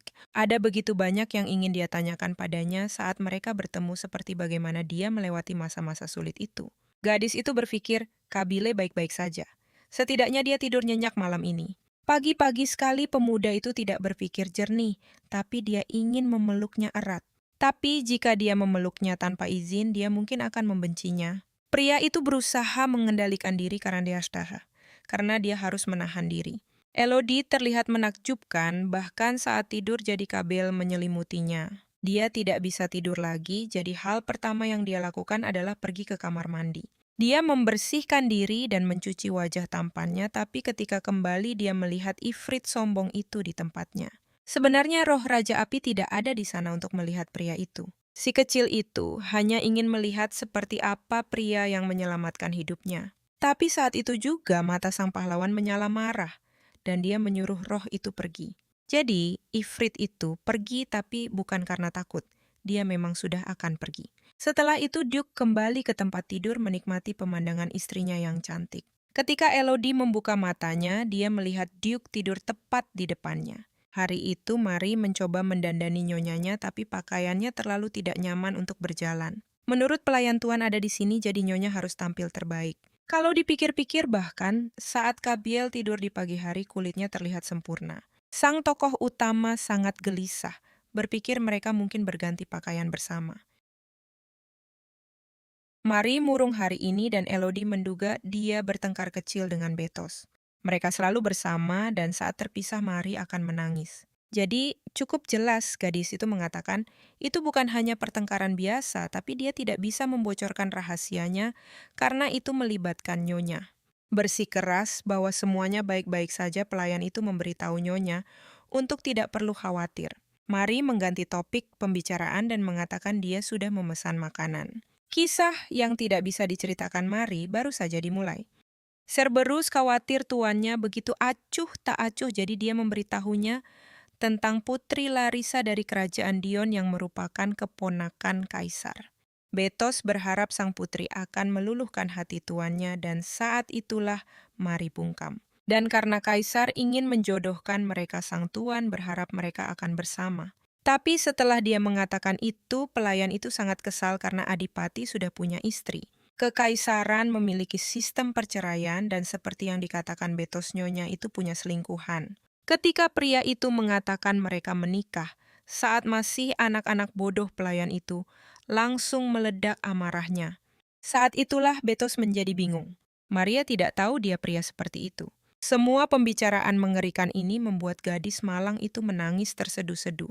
Tepat di depannya kesatria itu tertegun dan tidak tahu harus berbuat apa. Dia mulai meminta maaf atas kesalahannya tapi sudah terlambat untuk permintaan maaf. Dan Marie yang murka menampar wajahnya. Terkejut, bukan kepalang pria itu tersungkur ke lantai. Benar-benar bingung dengan apa yang baru saja terjadi, ternyata gadis itu tidak mengenalnya sama sekali dan sedang menunggu orang lain. Mencoba memperbaiki keadaan Betos yang kebingungan mulai memohon-mohon, tapi Marie hanya ingin mengakhiri semuanya. Duchess jauh lebih berarti bagi Marie daripada pria rendahan ini. Duchess sendiri praktis masih anak-anak, tapi dia membesarkan tuan muda seolah-olah anaknya sendiri. Dia terus-menerus mengirim surat dan perbekalan ke medan perang, dan bekerja tanpa lelah bahkan saat sakit. Jadi Mary tidak bisa memaafkan Betos atas hal-hal yang dia katakan tentang Duchess. Keesokan harinya, Duke Cernoa pergi ke kota untuk melihat perubahan. Elodie sangat ingin mendengar apa pendapatnya tentang kota itu. Setelah sekian lama mulai sekarang dia memutuskan akan memanggilnya Tuan. Jujur saja, dia tidak akan pernah bisa memperbaiki kota ini seperti yang Duchess lakukan. Elodie McLaren benar-benar luar biasa. Untuk melindungi tanah ini, pria itu melewati neraka dalam perang. Jadi dia menganggap dirinya hanya menggantikannya sebentar. Kabel tidak peduli tentang itu. Mereka suami istri, jadi mereka berbagi segalanya. Berjalan melewati kota, dia tidak bisa mengalihkan pandangannya dari gaun cantik di etalase ini. Jadi mereka memutuskan untuk mampir ke toko itu yang penuh dengan barang-barang indah. Tiba-tiba sesuatu menarik perhatiannya dan dia mencobakannya pada istrinya. Dia pikir bros mutiara cantik ini sangat cocok untuknya. Duke sangat senang. Dia benar-benar berpikir itu terlihat luar biasa. Seperti pasangan pada umumnya, sang bos langsung memilih yang paling cocok untuknya. Ketika mereka pergi, wajah Elodie masih memerah. Namun Kabil sama sekali tidak malu. Ia tahu mereka tumbuh besar seperti saudara kandung dan sang bos mungkin hanya menganggapnya sebagai pengasuh. Dalam cerita aslinya, Duke langsung membahas perceraian begitu ia kembali, namun sejauh ini ia bahkan belum mengisyaratkannya. Ceritanya kini jauh berbeda, sehingga sulit bagi sang tokoh utama wanita untuk menebak apa yang akan terjadi. Meski begitu, Kabel akan bertemu putri sama seperti di cerita aslinya. Jadi ia seharusnya segera membicarakan perpisahan. Untuk saat ini, Milady menyarankan agar ia kembali dan melihat rumah kaca serta laboratorium. Elodie ingin segera menunjukkan tempat itu kepada suaminya, namun tiba-tiba mereka berpapasan dengan Sir Beatos di lorong. Ia juga tidak menyangka akan melihat mereka. Ksatria itu tampak sedikit bingung, lalu bam, darah mulai mengucur dari hidungnya. Melihat kekacauan itu, sang wanita segera menawarkan sapu tangannya, namun Kabile yang cemburu sama sekali tidak menyukainya. Dan ia praktis menatap tajam pria itu seolah ingin membakarnya. Sebagai ucapan perpisahan, Elodie memintanya untuk menjaga diri, lalu ia mengucapkan selamat tinggal. Sir Cabal pasti menangkap ekspresi wajah sang tuan barusan. Satria itu mulai ragu apakah ini pria yang sama, yang dingin tanpa emosi, pria yang selalu menjaga jarak dengan semua orang. Ia pasti tidak bisa menunjukkan ekspresi seperti itu. Mungkin itu semua hanya untuk sang wanita. Berkat sentuhan Duchess, rumah kaca kerajaan menjadi taman botani sungguhan yang dilengkapi kolam. Duke menyadari betapa indahnya tempat itu. Elodie telah bekerja keras untuk mewujudkannya. Dan ingin menunjukkan segalanya padanya, gadis itu merasakan kesedihan. Mengetahui ia harus mengucapkan selamat tinggal pada rumah kaca setelah meninggalkan perkebunan. Tidak hanya ia telah mencurahkan banyak tenaga untuk itu, tetapi ia juga menghabiskan waktu di sana bersama Duke saat mereka masih kecil. Ramuan langka ini yang biasanya ditemukan jauh di pegunungan sungguh luar biasa. Kabil belum pernah melihat yang seperti itu. Sebagai sentuhan terakhir, sang pahlawan wanita meninggalkan bahan utama untuk obat yang ia kirimkan ke medan perang. Ketika ia menyebut pil merah, Kabil tampak terkejut dan ia menduga Kabil belum pernah mencobanya. Itu benar-benar aneh. Mereka sama sekali tidak sejalan. Elodie bilang ia mengirimkannya bersama surat, tapi Duke tidak pernah menerima satupun. Satu-satunya surat yang pernah Kabil terima, ia simpan dekat di hatinya. Surat yang ia hargai adalah surat yang diberikan wanita itu tepat sebelum ia pergi. Kini sang pahlawan wanita menyadari Duke tidak membalas surat-suratnya karena ia memang tidak pernah menerimanya. Selama ini ia mengira Duke kesulitan mengirim balasan karena alasan keamanan. Selama bertahun-tahun anak itu mengira wanita itu telah melupakannya dan sengaja tidak mengirim surat. Kini setelah kebenaran terungkap, para pahlawan kita merasa campur aduk menyesali semua yang terjadi. Duke menggenggam tangan wanita itu dan menciumnya. Pada saat itu gadis itu merasa canggung. Ia belum pernah sedekat itu dengan pria dewasa sebelumnya. Ia segera menarik tangannya, tidak mengerti mengapa Duke begitu lancang. Cable juga pernah menyebutkannya sebelumnya. Ia sedang menunggu wanitanya, tapi sekarang entah mengapa ia mundur. Menguatkan diri, ia memutuskan untuk bertanya mengapa wanita itu merasa jijik saat ia menyentuhnya. Duke perlu tahu apakah itu benar-benar tak tertahankan sampai sentuhan singkat pun membuatnya jijik. Sejujurnya ini semua bermula saat mereka masih kecil, tapi sekarang Cobel sudah dewasa. Elodie tidak bisa begitu saja mengatakan bahwa Duke melakukan hal semacam itu pada putri kesayangannya tanpa alasan. Sang pahlawan wanita meminta tuan untuk memberinya tangannya. Menyentuhnya, gadis itu berkata dia hanya butuh waktu untuk terbiasa. Saat itu Mary bergegas masuk membawa kabar. Sepucuk surat telah tiba dari Quill. Quill mungkin tahu apa yang terjadi pada surat-surat itu, jadi memeriksanya adalah langkah terbaik. Surat dari Quill mengatakan mereka akan mengirim seorang pendeta terampil bersama beberapa ksatria suci kepada Sirnoa. Elodie menduga itu ada hubungannya dengan surat-surat yang hilang, jadi dia berlari ke sana. Quill Ticer memiliki pos-pos di seluruh wilayah barat, termasuk satu di Kadipaten Sernoa. Namun setelah Kabil Muda menjadi pewaris, para pendeta pergi dan Quill itu ditinggalkan. Sekarang mereka mengendus-endus tanah ini menjadikan Kabil pahlawan pilihan Dewa Tifak. Apakah tujuan akhir mereka sama seperti yang dipikirkan sang pahlawan wanita? Putri Larissa pasti akan ada di sana. Kaisar berkata dia ingin menjodohkan Kabil dengan Larissa, berusaha menjaga Quill tetap terkendali. Elodie sangat marah. Betapa putus asanya semua orang ingin memanfaatkan Kabil. Putri Larissa, pahlawan wanita utama dan pahlawan utama mereka, ditakdirkan untuk bersama. Meskipun Elodie tidak tahu segalanya, dia sangat yakin tentang hal itu. Pernikahan hanya sah jika Quill menyetujuinya. Jika pernikahan diatur saat mereka masih anak-anak, itu harus dikonfirmasi oleh Quill saat mereka dewasa. Jika para pahlawan akan berpisah, sekarang adalah waktu yang tepat. Nyonya mengira Adipati belum membahasnya sampai sang putri tiba.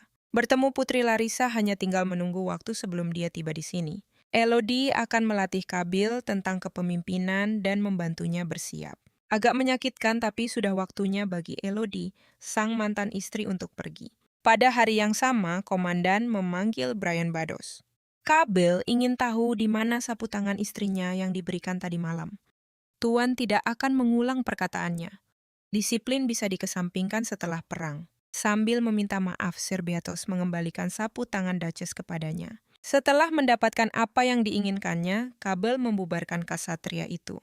Tuan benar-benar berubah. Dia mengingatkanku pada dirinya saat masih kecil.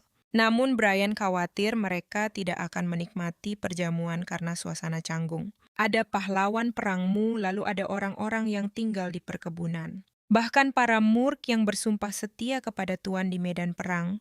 Malam itu di perjamuan, orang-orang praktis memohon belas kasihan kepada Yang Mulia. Tapi Adipati tidak ingat mengundang orang-orang yang bahkan tidak dikenalnya ke perjamuan itu. Tiba-tiba Baron Garcia melompat mengatakan dia sudah menduga si brengsek itu akan pulang tinggal nama. Jika si rendahan itu mati, Kaisar pasti sudah menyerahkan wilayah kekuasaan itu kepada Count Polonia, seorang vasal dari keluarga Sernoa. Dia mempertaruhkan segalanya dan memihak sang Count, tapi Kabil kembali sebagai pahlawan. Dan sekarang para baron berusaha membuat semua orang memohon ampun kepada Duke dengan segala cara. Di perjamuan, Baron Bernard meminta Yang Mulia untuk mendengarkan mereka yang tidak ikut berperang. Tapi sang Duke tidak akan membuang-buang waktu berharganya mendengarkan segudang alasan. Dia tidak akan membiarkan para bajingan egois yang mencari keuntungan merusak pesta. Gemetar ketakutan, Bernard memohon satu kesempatan terakhir bagi orang-orang yang bersumpah setia. Gara-gara para vasal itu, para ksatria bahkan tidak bisa menikmati perjamuan, padahal itu untuk mereka. Momennya buruk, tapi sang pahlawan wanita berharap para vasal akan datang untuk menanggung malu. Keluarga kerajaan dan dewan bangsawan pasti akan mencoba memanfaatkan Kabil. Itulah mengapa Elodie tidak akan membiarkan tuannya mengambil tindakan apapun terhadap mereka. Setelah tenang, Kabil menggenggam tangan istrinya dan berkata, dia sudah mendengar permintaan maaf mereka. Itu luar biasa, dan para vasal Sernoa berterima kasih atas kemurahan hati itu. Sejujurnya Elodie tidak tahan. Sang Duke menggenggam tangannya tepat di depan semua orang, dan dia tidak melepaskannya. Dia menduga Baron Bernard, pria yang berselisih dengan Kabil, akan menentang vasal-vasal lainnya. Tapi sekarang dia berada di pihak mereka, dan itu membuat pahlawan wanita kita bingung. Lalu Yang Mulia, dia langsung mengatakan tidak bisa mengakuinya sebagai Duchess Sernoa. Jadi dia menuntut Elodie bercerai dari suaminya sesegera mungkin.